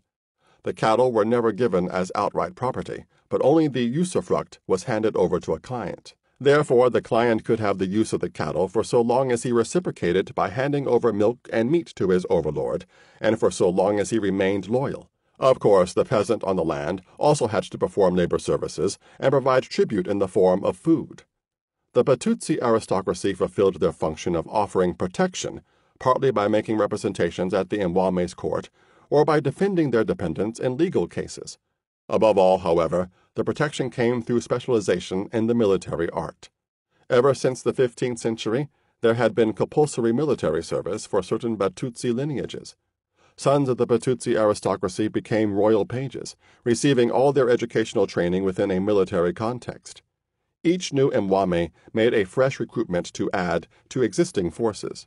Some Bahutu were associated with particular regiments to provide supplies, and the Batwa were also incorporated as specialist archers with poisoned arrows. Of course, the protection which the Batutsi gave the Bahutu was a myth, in the sense that what they were guarding was their exploitation of the Bahutu. They defended them from external enemies so that the population became dense and plentiful. They conserved the Bahutu so that the latter could exercise their highly developed agronomical knowledge to produce surplus. Furthermore, the top stratum of Batutsi were the cattle owners, and they left their cattle to the lesser Batutsi to tend, thereby exploiting the labor and profound empirical knowledge which the common cattle herders possessed. As in Europe and Asia, such was the socio-economic base which supported a life of leisure and intrigue among the Batutsi aristocracy. There was little intermarriage between Batutsi and Bahutu, and hence they are regarded as castes. The Batwa, too, can be similarly categorized. But since the castes were hierarchically placed one over the other, it was also a situation of class, and there was upward and downward mobility from one class to another to a certain extent. At the same time, Batutsi, Bahutu, and Batwa together evolved as the Rwanda nation, having common interest to defend against, even the Batutsi, Bahutu, and Batwa, who comprised the kingdom of Burundi. The people of Rwanda were not unique in developing a state and a sense of national consciousness, while at the same time experiencing the rise of more sharply differentiated classes and castes in society. The important thing is that they were free to develop relatively unaffected by alien influence, and certainly free from direct ravages of slave trading. Amazulu. The same freedom from slave trading was operational in South Africa, for West African exports of captives began in Angola, and Eastern African exports came from Mozambique and zones farther north. The area south of the Limpopo was one that had some of the simpler social formations in Africa up to the 15th century. The eastern side was sparsely peopled up to a late date by the Khoikhoi herdsmen, who were slowly edged out by Bantu speakers. When European ships touched on the Natal coast in the 16th century, it was still a region of widely scattered homesteads, but in the years to come, the population became denser and important political military development took place. Anyone with a nodding acquaintance with the African past would have heard the name of Shaka, the Zulu leader who most embodied the social and political changes which took place in the eastern portion of South Africa. One biographer, a European, had this to say of Shaka: Napoleon, Julius Caesar, Hannibal, Charlemagne. Such men as these have arisen periodically throughout the history of the world to blaze a trail of glory that has raised them high above the common level. Such a man was Shaka, perhaps the greatest of them all. That praise song appeared on the back cover of the biography in question, and since capitalist publishers treat books just like boxes of soap powder, one has admittedly to be suspicious of any advertisement designed to sell the book. Nevertheless, all commentators on Shaka, both African and European, frequently compare him favorably with the great men of European history. It is therefore appropriate to examine Amazulu society up to the 19th century with the view to understanding the role of the leader in relationship to the development of society as a whole. Shaka was born about the year 1787, and the impressive achievements attributed to him in his 40-year lifespan can only be briefly enumerated here. By 1816, he was head of a small Ama Ngoni clan, the Amazulu. Within a few years, he had reorganized it militarily, both in terms of weapons and the tactics and strategy of war, so that the Amazulu clan became a feared fighting force. Through warfare and political maneuvering, he united and commanded the Ama Ngoni, who had previously been divided into dozens of independent or semi-independent clans. At one point, it seemed as though Shaka was about to unite under one rule the whole of the region that is now Natal, Lesotho, and Swaziland. That task was not accomplished when he met his death in 1828, nor were his successors able to maintain Shaka's sway. But the territory belonging to the Amazulu nation in the late 19th century was 100 times greater than the 100 square miles of the original patrimony of the Amazulu clan as inherited by Shaka in 1816. It was a diminished and less powerful Amazulu that was still capable in 1876 of inflicting upon the British one of the most crushing defeats in their history of overseas adventuring, at the Battle of Isandlwana. Shaka grew up at a time when the questions of unity and of effective armies were being posed seriously for the first time among the Ama Ngoni. Previously, the clans, which generally coincided with chiefdoms, displayed a tendency to segment or break into smaller and smaller units. As the eldest son of a clan head grew to adulthood, he went off to settle his own kraal, and a new junior clan was born, for his father's clan remained senior, and its headship passed to the eldest son of the great wife. That pattern or segmentation was possible so long as population density was low and land was plentiful for farming and grazing. Under those circumstances, there was little competition for resources or political power, and wars were hardly any more dangerous than a game of football in Latin America. Usually, a clan had traditional rivalry with another given clan. They knew each other well, and their champions fought in a spirit of festivity. One or two might have been killed, but then everyone went home until the rematch. Early in the 19th century, the casual tempo of Orozulu life and politics had changed considerably. A greater population meant less and less room for junior members to hive off on their own. It meant less grazing land for cattle, and disputes over cattle and land. As the Amazulu began to fight more frequently, so they began to feel the necessity to fight more effectively. At the same time, senior clan heads began to recognize the need for a political structure to ensure unity, the maximization of resources, and the minimization of internecine conflict. Shaka addressed himself to both the military and the political problems of Zululand, which he saw as two sides of the same coin.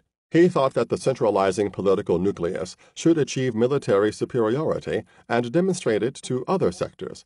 That would generally lead to peaceful acceptance of the greater political state, or else the dissidents would be thoroughly crushed.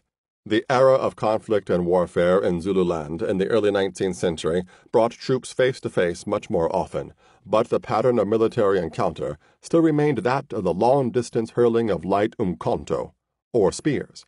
For close fighting, a weapon grasped in the hands is much more damaging, as feudal armies discovered in Europe and Asia, and therefore resorted to sword and pike. Shaka, while serving as a young soldier, came up with the solution of devising a heavy, short assegai, which was used purely for stabbing rather than throwing. In addition, he discarded the loose sandals so as to achieve more speed in closing with the enemy and more dexterity at close quarters. Through experience, Shaka and his fellow youths then discovered the specific techniques of using their shields and assegais to best effect.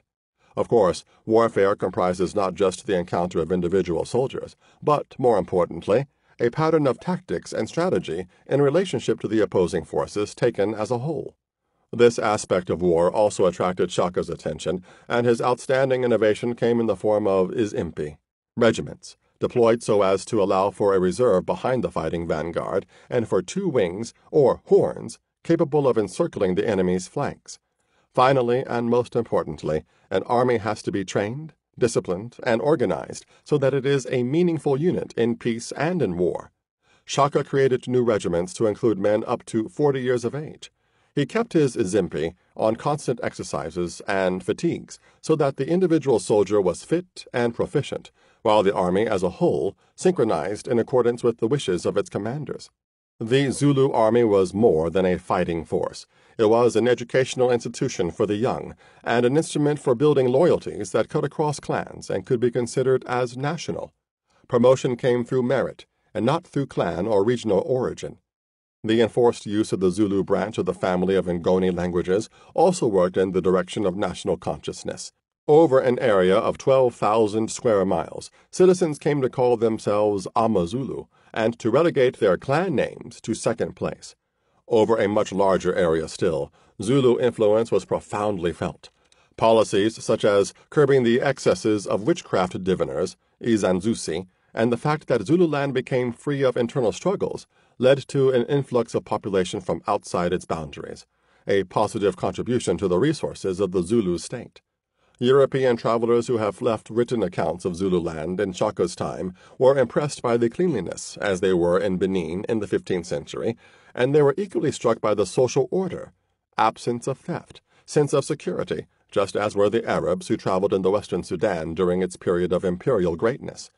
In actual fact, both the cleanliness and the security of fief and property were part of Zulu life from long before, and under Shaka, what was impressive was the scale on which these things extended, owing to the productive umbrella of the state.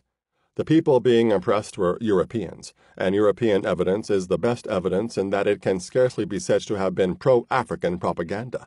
One white visitor who saw a march past of 15 of Shaka's regiments wrote that it was a most exciting scene, surprising to us, who could not have imagined that a nation termed savages could be so disciplined and kept in order. A great deal more could be added concerning Amazulu political institutions and its army, but what is relevant here is to understand why a Shaka was possible in Africa in the 19th century before the coming of colonial rule. Had Shaka been a slave to some cotton planter in Mississippi or some sugar planter in Jamaica, he might have had an ear or a hand chopped off for being a recalcitrant nigger, or at best he might have distinguished himself in leading a slave revolt. For the only great men among the unfree and the oppressed are those who struggle to destroy the oppressor. On a slave plantation, Shaka would not have built a Zulu army and a Zulu state, that much is certain. Nor could any African build anything during the colonial period, however much a genius he may have been. As it was, Shaka was a herdsman and a warrior. As a youth, he tended cattle on the open plains, free to develop his own potential and apply it to his environment. Shaka was able to invest his talents and creative energies in a worthwhile endeavor of construction. He was not concerned with fighting for or against slave traders. He was not concerned with the problem of how to resell goods made in Sweden and France. He was concerned with how to develop the Zulu area within the limits imposed by his people's resources. It must be recognized that things such as military techniques were responses to real needs, that the work of the individual originates in and is backed by the action of society as a whole, and that whatever was achieved by any one leader must have been hounded by historical circumstances and the level of development, which determine the extent to which an individual can first discover, then augment, and then display his potential. To substantiate those points, it can be noted that Shaka was challenged to create the heavy stabbing assegai when he realized that the throwing spear broke when used as a stabbing weapon. More important still, what Shaka came up with depended upon the collective effort of the Amazulu. Shaka could ask that a better assegai be forged because the Ama Ngoni had been working iron for a long time, and specialist blacksmiths had arisen within certain clans. It was a tribute to the organizational and agricultural capacity of the society as a whole that it could feed and maintain a standing army of 30,000 men, re-equip them with iron weapons, and issue each soldier with the full-length Zulu shield made from cattle hide. Because the scientific basis and experimental preconditions were lacking in Zulu society, Shaka could not have devised a firearm, no matter how much genius he possessed. But he could get his people to forge better weapons, and he found them receptive to better selective breeding practices when he set up special royal herds, because the people already had a vast fund of empirical knowledge about cattle and a love of the cattle herding profession. In the politico-military sphere, Shaka was following in the footsteps of his original protector, Dingiswayo, and to some extent in the footsteps of Zwick, who was a rival to both Dingiswayo and Shaka. Dingiswayo opened up trade with the Portuguese at Delagoa Bay in 1797, mainly in ivory, and he stimulated arts and crafts. His most distinguished innovation was in the army, when he instituted a system of recruiting regiments according to age grades. Previously, each locality tended to dominate within a given regiment, and in any event, people were accustomed to fighting side by side with members of their own kraal, locality, and clan. However, when all men in a given age grade were brought into the same regiment, this emphasized a greater national feeling and also increased Dingiswayo's power vis-a-vis the smaller clan heads. Dingiswayo was head of the important Ama Mtethwa clan, and he succeeded in establishing his paramountcy in what later became the southern portion of Zululand. In the north, Zwide of the Apra Ndwandwe was also engaging in political consolidation. Shaka served in one of the junior age grade regiments of Digasueo and remained faithful to the latter's centralizing power until Digasueo met his death at the hands of Zwede in 1818. Thereafter, Shaka took up many of the military and political techniques of Digasueo and greatly improved them. That is development. It is a matter of building upon what is inherited while advancing slowly, provided that no one comes to civilize you. The regions of Yorubaland, Dahomey, the Interlacustran kingdoms, and Zululand, which have so far been discussed, are examples of leading forces in the political development which was taking place in Africa right up to the eve of colonization. They were not the only leading forces, and even where the states were territorially much smaller, there were observable advances in political organization. Areas of Africa that were most advanced by the 15th century generally maintained the standards, with a few exceptions, such as Congo. In North Africa and Ethiopia, for example, feudal structures remained intact, though there was a noticeable lack of continued growth. In the Western Sudan, the Hausa states were heirs to the political and commercial tradition of the great empires after the fall of the Songhai in the 17th century, and early in the 19th century there arose the Islamic Caliphate of Sokoto, with its center in Hausaland.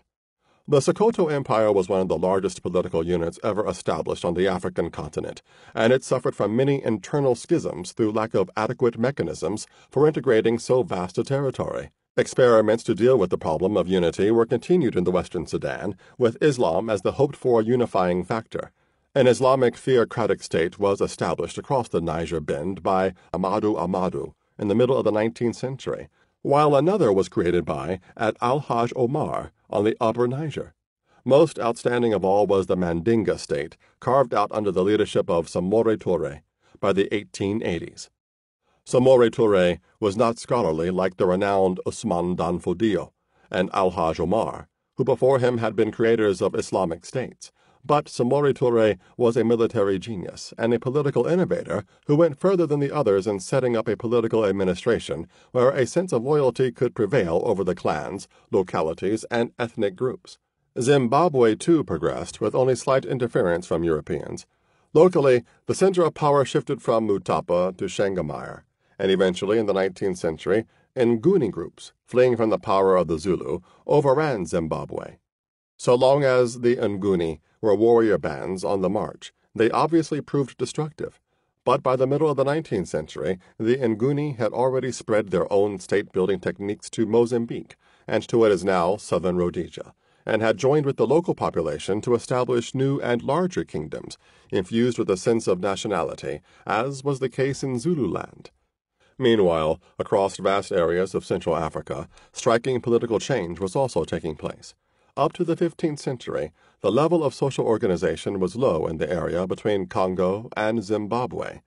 Precisely in that area, there arose the group of states known as the Lubalundi complex.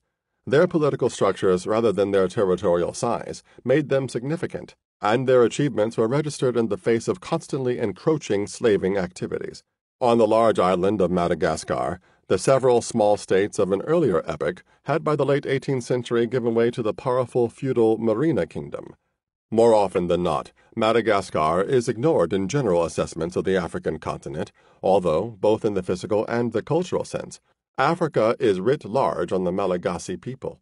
They too suffered from loss of population through slave exports, but the Merina kingdom did better than most slaving states because more intensive cultivation of high-yielding swamp rice and the breeding of cattle offset the loss of labor. This situation should serve as a reminder that development accompanied by slave trading must not be superficially and illogically attributed to the export of the population and the dislocation attendant upon slave raiding. The basis of the political development of the Merina kingdom and of all others, whether or not engaged in slavery, lay in their own environment, in the material resources, human resources, technology, and social relations. So long as any African society could at least maintain its inherited advantages springing from many centuries of evolutionary change, then for so long could the superstructure continue to expand and give further opportunities to whole groups of people, to classes, and to individuals. At the beginning of this section, attention was drawn to the necessity for reconciling a recognition of African development up to 1885 with an awareness of the losses simultaneously incurred by the continent in that epoch due to the nature of the contact with capitalist Europe. That issue must also be explicitly alluded to at this point. It is clearly ridiculous to assert that contacts with Europe built or benefited Africa in the pre-colonial period. Nor does it represent reality to suggest, as President Leopold Senghor once did, that the slave trade swept Africa like a bushfire, leaving nothing standing. The truth is that a developing Africa went into slave trading and European commercial relations as into a gale force wind, which shipwrecked a few societies, set many others off course, and generally slowed down the rate of advance. However, pursuing the metaphor further, it must be noted that African captains were still making decisions before 1885, though already forces were at work which caused European capitalists to insist on and succeed in taking over command. The coming of imperialism and colonialism. In the centuries before colonial rule, Europe increased its economic capacity by leaps and bounds, while Africa appeared to have been almost static. Africa in the late 19th century could still be described as part communal and part feudal, although Western Europe had moved completely from feudalism to capitalism. To elucidate the main thesis of this study, it is necessary to follow not only the development of Europe and the underdevelopment of Africa, but also to understand how those two combined in a single system, that of capitalist imperialism. The European economy was producing far more goods by making use of their own resources and labor, as well as the resources and labor of the rest of the world. There are many qualitative changes in the European economy which accompanied and made possible the increase in the quantity of goods.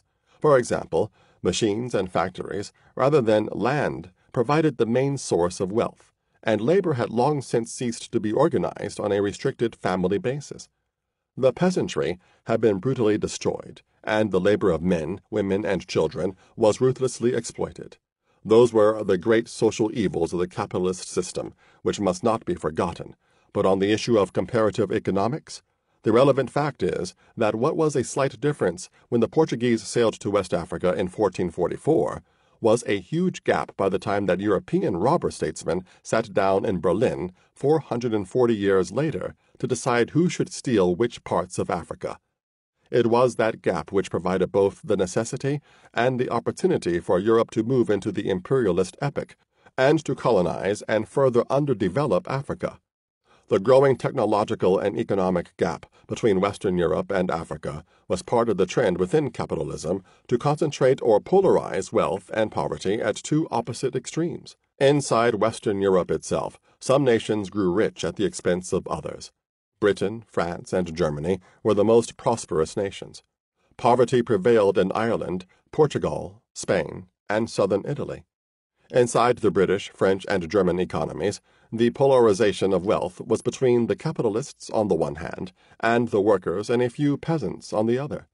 The big capitalists got bigger, and the little ones were eliminated. In many important fields such as iron and steel manufacture, textiles, and particularly banking, it was noticeable that 2 or 3 firms monopolized most of the business. The banks were also in a commanding position within the economy as a whole, providing capital to the big monopoly industrial firms. European monopoly firms operated by constantly fighting to gain control over raw materials, markets, and means of communications. They also fought to be the first to invest in new profitable undertakings related to their line of business, whether it be inside or outside their countries. Indeed, after the scope for expansion became limited inside their national economies, their main attention was turned to those countries whose economics were less developed and who would therefore offer little or no opposition to the penetration of foreign capitalism. That penetration of foreign capitalism on a worldwide scale from the late 19th century onwards is what we call imperialism. Imperialism meant capitalist expansion.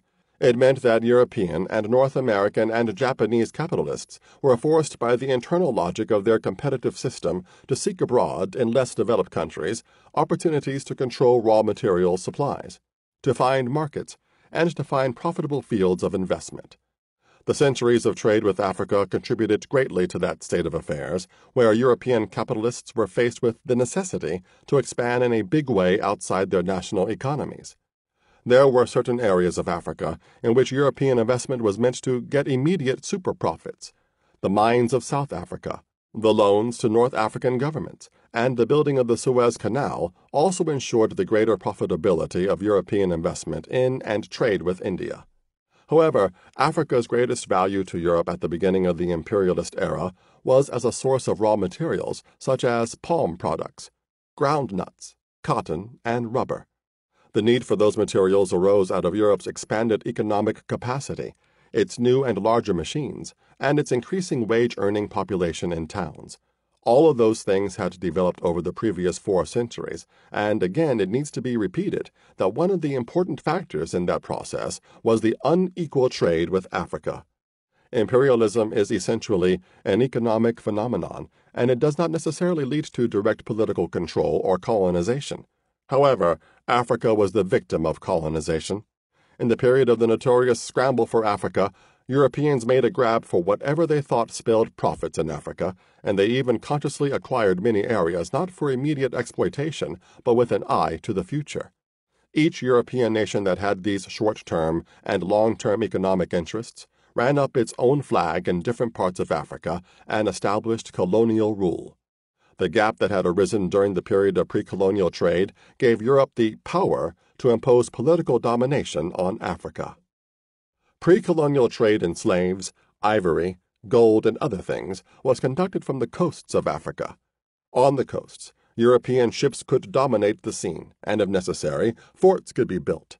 Before the 19th century, Europe was incapable of penetrating the African continent because the balance of force at their disposal was inadequate. But the same technological changes which created the need to penetrate Africa also created the power to conquer Africa. The firearms of the imperialist epoch marked a qualitative leap forward. Breech-loading rifles and machine guns were a far cry from the smooth-bored muzzle loaders and flintlocks of the previous era. European imperialists in Africa boasted that what counted was the fact that they had the Maxim machine gun, and Africans did not. Curiously, Europeans often derived the moral justification for imperialism and colonialism from features of the international trade as conducted up to the eve of colonial rule in Africa. The British were the chief spokesmen for the view that the desire to colonize was largely based on their good intentions in wanting to put a stop to the slave trade. True enough, the British in the 19th century were as opposed to slave trading as they were once in favor of it. Many changes inside Britain had transformed the 17th century necessity for slaves into the 19th century necessity to clear the remnants of slaving from Africa so as to organize the local exploitation of land and labor. Therefore, slaving was rejected insofar as it had become a fetter on further capitalist development. This was particularly true of East Africa, where Arab slaving persisted until late in the 19th century. The British took special self-righteous delight in putting an end to Arab slave trading and in deposing rulers on the grounds that they were slave traders. However, in those very years, the British were crushing political leaders in Nigeria like Jaja and Nana, who had by then ceased the export of slaves and were concentrating instead on products like palm oil and rubber. Similarly, the Germans in East Africa made a pretense of being most opposed to rulers like Bushiri, who were engaged in slave trading, but the Germans were equally hostile to African rulers with little interest in slaving. The common factor underlying the overthrow of African rulers in East, West, Central, North, and South Africa was that they stood in the way of Europe's imperial needs. It was the only factor that mattered, with anti-slaving sentiments being at best superfluous and at worst calculated hypocrisy. King Leopold II of Belgium also used the anti-slavery excuse to introduce into Congo forced labor and modern slavery. Besides, all Europeans had derived ideas of racial and cultural superiority between the 15th and 19th centuries, while engaged in genocide and the enslavement of non-white peoples. Even Portugal, an impoverished and backward European nation in the imperialist era, could still presume that it had a destiny to civilize the natives in Africa. There is a curious interpretation of the scramble and African partition, which virtually amounts to saying that colonialism came about because of Africa's needs rather than those of Europe. Africa, they say, required European colonization if it were to advance beyond the stage it had reached in the late 19th century. Clearly, they do not appreciate that such a line of reasoning was suggesting that Africa would develop if it were given bigger doses of the European concoction that had already started its underdevelopment, that it would develop if it lost the last remnants of its freedom of choice, which had clearly been seriously undermined by the pre-colonial trade, that it would develop if its economy became more integrated with Europe's on terms that were entirely dictated by Europe. Those implications and their fallacies would be plain to anyone who tries to understand the development process before making pronouncements on any particular epoch of human development in Africa. Throughout the 14th century, African rulers were displaying great initiative in pursuit of the broadest forms of cultural contact with Europe. In the case of West Africa, that meant seeking substitutes for trade in slaves. Dahomey, one of the most embroiled in slave trading, was among those states that used many of the last years of its independence to find a healthy basis for cultural exchange with Europeans. In 1850, the reigning Dahomeyan king, Gezo, proclaimed an edict whereby all young oil palms were to be freed from parasites surrounding them, and severe penalties were to be imposed for cutting palm trees. Gezo, who ruled from 1818 to 1857, was a reformer, and he made sincere efforts to meet criticisms of his policies by groups such as missionaries and anti-slavery campaigners. It soon became clear that Europeans were not bent on seeing Dahomey re-emerge as a strong state, but were rather creating excuses and the subjective conditions to justify their proposed colonization of the people of Dahomey. Under those circumstances, the last Dahomeyan monarch, Galele, fell back on his capital at Abomey, and pursued the policies which he considered most consistent with the dignity and independence of Dahomey. Galele raided Abeokuta, which contained converts who were already British protected persons. He told the French to get the hell out of Porto Novo, and he generally resisted until defeated militarily by the French in 1889. African groups who had little or nothing to do with slave exports also intensified their efforts to integrate into a wider world in the 19th century. Gun Godhana, the Nguni ruler of Gaza in Mozambique, asked for a Swiss missionary doctor and maintained him at his court for several years until the Portuguese conquered his kingdom in 1895. After the Portuguese imposed colonial rule, it was a long time before Africans saw another doctor. It is particularly instructive to turn to the example of Egypt under Muhammad Ali, who ruled from 1805 to 1849. Capitalist Europe had left feudal North Africa behind over the course of the 17th and 18th centuries. Muhammad Ali was aware of that and consciously aimed at catching up with Europe. He instituted a series of reforms, the most important of which were of an economic nature. Egypt grew and manufactured its own cotton, and it made glass, paper, and other industrial goods. Egypt was not to be used as a dumping ground for European goods, which would undermine local industry, so that protective tariff walls were set up around Egypt's infant industries. That did not mean that Egypt became isolated from the rest of the world. On the contrary, Muhammad Ali borrowed experts from Europe, and he increased Egypt's foreign trade. The ideals of Muhammad Ali could be related to the idiom of modern social science as being the creation of a viable, self-propelling economy to provide the basis for national independence. Such ideals were diametrically opposed to the needs of European capitalism. British and French industrialists wanted to see Egypt not as a textile manufacturer, but a producer of raw cotton for export and an importer of European manufactures. European financiers wanted Egypt to be a source of investment, and in the second half of the 18th century, they turned the Sultan of Egypt into an international beggar, who mortgaged the whole of Egypt to international monopoly financiers.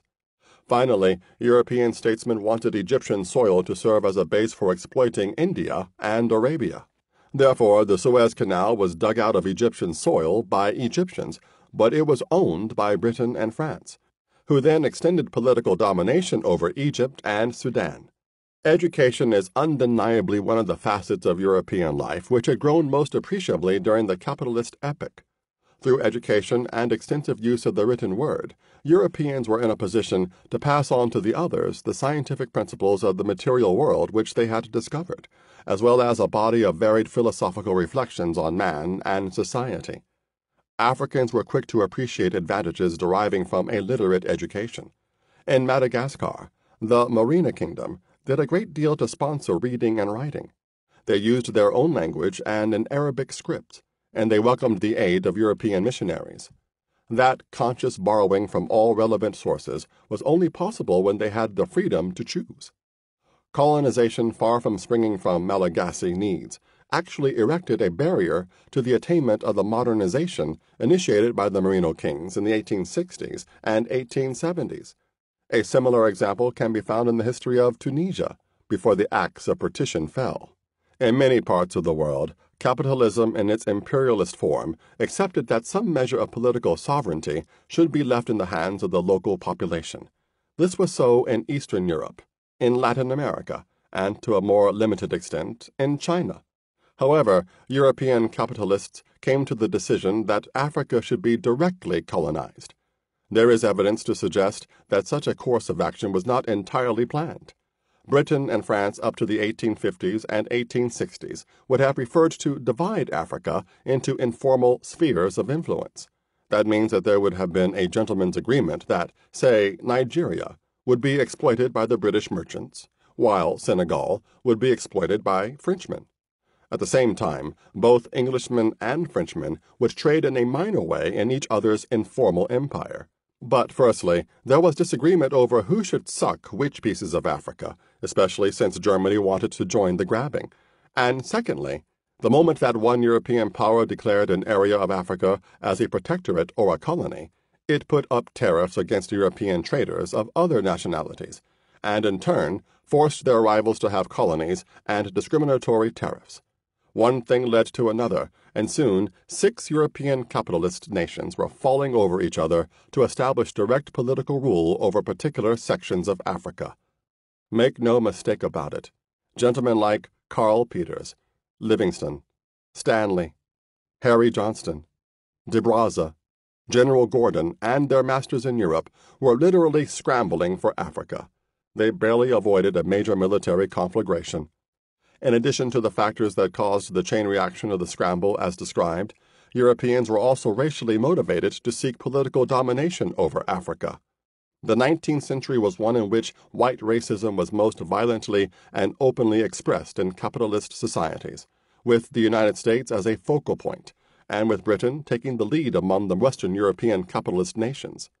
Britain accepted granting dominion status to its old colonies of white settlers in Canada, Australia, and New Zealand, but it withdrew self-government from the West Indies when the white planters were ousted from the legislative assemblies by black or brown people. As far as Africa is concerned, Englishmen violently opposed black self-government such as the Fonte Confederation on the Gold Coast in the 1860s. They also tried to erode the authority of black Creoles in Sierra Leone. In 1874, when Fora Bay College sought and obtained affiliation with Durham University, the Times newspaper declared that Durham should next affiliate with the London Zoo. Pervasive and vicious racism was present in imperialism as a variant independent of the economic rationality that initially gave birth to racism. It was economics that determined that Europe should invest in Africa and control the continent's raw materials and labor. It was racism which confirmed the decision that the form of control should be direct colonial rule. Africans everywhere fought against alien political rule and had to be subdued by superior force. But a sizable minority did insist that their trade connections with Europe should remain unbroken, for that was a measure of the extent to which they were already dependent on Europe. The most dramatic illustration of that dependence was the determination with which some Africans fought the end of the European slave trade. For most European capitalist states, the enslavement of Africans had served its purpose by the middle of the 19th century. But for those Africans who dealt in captives, the abrupt termination of the trade at any given point was a crisis of the greatest magnitude. In many areas, many social changes had taken place to bring the particular regions effectively into the service of the European slave trade, one of the most significant being the rise of domestic slavery and various forms of class and caste subjugation. African rulers and traders who found their social existence threatened by the earliest legal edicts, such as the 1807 British Act against the trade in slaves, found ways of making contact with Europeans who still wanted slaves. In sub-Saharan Africa, and especially in West Africa, The export of slaves declined most rapidly where Europeans were prepared to buy other commodities. As soon as inhabitants of any region found that they had a product which Europeans were accepting, in place of the former slave trade, those inhabitants put tremendous effort into organizing the alternatives, namely ivory, rubber, palm products, ground nuts. Once more, those efforts demonstrated the determination of a small but decisive proportion of Africans. It was a determination based on the desire to obtain European trade goods, many of which had ceased to be mere curiosities or luxuries, and were regarded instead as necessities. The first 4 centuries of Afro-European trade in a very real sense represent the roots of African underdevelopment. Colonialism flourished rapidly from a European viewpoint, because several of its features were already rooted in Africa in the preceding period. One of the most decisive features of the colonial system was the presence of Africans serving as economic, political, and cultural agents of the European colonialists. Those agents, or compradors, were already serving European interests in the pre-colonial period. The impact of trade with Europe had reduced many African rulers to the status of middlemen for European trade. It had raised ordinary Africans to that same middleman commercial role, and it had created a new trading group of mixed blood, the children of European or Arab fathers. Those types can all be referred to as compradors, and they played a key role in extending European activity from the coast into the hinterland, as soon as Europeans thought of taking over political power. One outstanding example is the way that the French colonialists used Africans and mulattoes on the Senegalese coast as agents for the spread of French control for thousands of miles into areas now covered by Senegal, Mali, Chad, Upper Volta, and Niger. Those particular blacks and mulattoes were living in the trading ports of Gorée, Dakar, St. Louis, and Rufisque, and they had had long-standing links with Atlantic trade. Africans conducting trade on behalf of Europeans were not merely commercial agents, but also cultural agents, since inevitably they were heavily influenced by European thought and values. The search for European education began in Africa before the colonial period. Coastal rulers and traders recognized the necessity to penetrate more deeply into the way of life of the white man who came across the sea. The mulatto sons of white traders and the sons of African rulers were the ones who made the greatest effort to learn the white man's ways. This helped them to conduct business more efficiently. One Sierra Leone ruler in the 18th century explained that he wished to learn book, to be rogue as good as white man. And there were many others who saw the practical advantages of literacy. However, the educational process also meant imbibing values which led to further African subjugation. One West African educated in this early period wrote a PhD thesis in Latin justifying slavery. That was not surprising. The Reverend Thomas Thompson was the first European educator on the Gold Coast, and he wrote in 1778 a pamphlet entitled The African Trade for Negro Slaves, shown to be consistent with the principles of humanity and the laws of revealed religion. One of the most striking features of 19th century West African history is the manner in which Africans returned from slavery under European masters and helped in the establishment of colonial rule. This was especially true of Africans who returned from the West Indies and North America to Sierra Leone, or who were released from slave ships and landed in Sierra Leone. To a lesser extent, it also applied to Africans who were once in Brazil. Such individuals had assimilated capitalist values and, like most European missionaries, promoted the kinds of activity that went along with colonial rule. In a rather different context, it can be argued that the Arabs of Zanzibar and the East African coast were also transformed into agents of European colonialism. At first, they resisted because European colonialism affected their own expansionist ambitions on the East African mainland, but they soon came to an arrangement which gave Europeans the ultimate powers. The Europeans reduced the small Arab clique into political and economic instruments of imperialism. European superiority over the Arabs in East and North Africa and in the Middle East demonstrates conclusively that modern imperialism is inseparable from capitalism and underlines the role of slavery in the context of capitalism. The Arabs had acquired Africans as slaves for centuries, but they were exploited in a feudal context. African slaves in Arab hands became domestics, soldiers, and agricultural serfs. Whatever surplus they produced was not for reinvestment and multiplication of capital, as in the West Indian or North American slave systems, but for consumption by the feudal elite. Indeed, slaves were often maintained more for social prestige than for economic benefit. The major exceptions to that rule were 19th century Zanzibar and Egypt under Muhammad Ali. In both those instances, African labor was being exploited to produce profit on a plantation basis, and this may also have applied to date palm production in Arabia. But Europe had already been exploiting African labor to maximize surplus for 3 centuries previously, and the contribution which the plantation system made to the European capitalist development was so great that Western Europe in the 19th century had engulfed the lesser exploitation of Zanzibar and Arabia, and it secured a firm grasp on Egypt's economy after the death of Muhammad Ali in 1849. In other words, the cloves, cotton, and dates produced in Zanzibar, Egypt, and Arabia, respectively, previous to colonization, were already going to strengthen European trade and production. Eventually, it was no problem for the capitalist slave traders of Europe to extend political domination over the feudalist Arab slave traders and to use the latter as agents of colonialism in East Africa.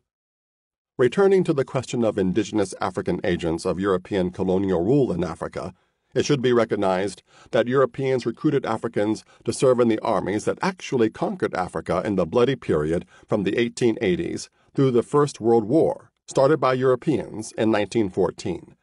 It is a widespread characteristic of colonialism to find agents of repression from among the colonial victims themselves. Yet without the previous centuries of trade between Africa and Europe, it would have been impossible for Europeans to have so easily recruited the Askaris, porters, and others who made their colonial conquest possible. African residents of the Senegalese ports already referred to were the ones who were put in French army uniform and fought to establish French rule in the interior and other parts of the coast, such as Dahomey.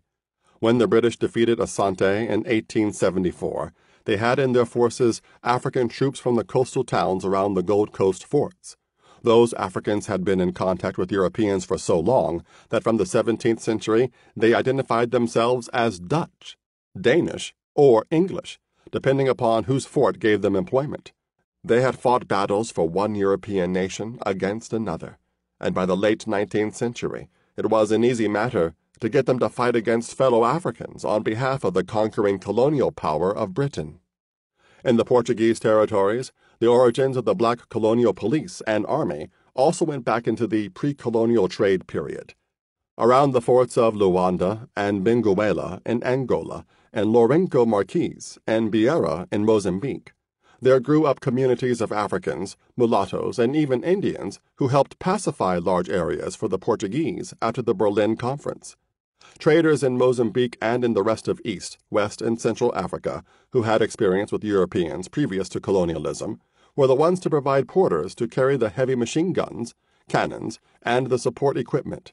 They were the ones who provided the would-be European colonialist with the information and military intelligence that facilitated conquest. And they were the interpreters who were the voice of the Europeans on African soil. Of course, it is true that many Africans who had little or nothing to do with pre-colonial trade also allied themselves with European newcomers. In that respect, the gap in levels of political organization between Europe and Africa was very crucial. The development of political unity in the form of large states was proceeding steadily in Africa, but even so, at the time of the Berlin Conference, Africa was still a continent of a large number of socio-political groupings who had not arrived at a common purpose. Therefore, it was easy for the European intruder to play the classic game of divide and conquer. In that way, certain Africans became unwitting allies of Europe. Many African rulers sought a European alliance to deal with their own African neighbor, with whom they were in conflict. Few of those rulers appreciated the implications of their actions. They could not know that Europeans had come to stay permanently. They could not know that Europeans were out to conquer not some, but all Africans. This partial and inadequate view of the world was itself a testimony of African underdevelopment relative to Europe, which in the 19th century was self-confidently seeking dominion in every part of the globe. Political divisions in Africa were no evidence of innate inferiority or backwardness. that was the state in which the continent then found itself, a point along a long road that others had traversed and along which Africa was moving. Commercial impact of Europe slowed down the process of political amalgamation and expansion, in contrast to the way trade with Africa strengthened Europe's nation-states. When European capitalism took the form of imperialism and started to subjugate Africa politically, the normal political conflicts of the pre-capitalist African situation were transformed into weakness, which allowed the Europeans to set up their colonial domination. Altogether, it is very clear that to understand the coming of colonialism in Africa, one has to consider the previous historical evolution of both Africa and Europe, and in particular, one has to consider ways in which their trade contacts influenced the two continents mutually, so that what was called pre-colonial trade proved to be a preparatory stage for the era of colonial rule. It is widely accepted that Africa was colonized because of its weakness. The concept of weakness should be understood to embrace military weakness and inadequate economic capacity, as well as certain political weaknesses, namely the incompleteness of the establishment of nation-states, which left the continent divided, and the low level of consciousness concerning the world at large, which had already been transformed into a single system by the expansion of capitalist relations. Please consider supporting us by clicking on the like and subscribe buttons. Your support will be greatly appreciated.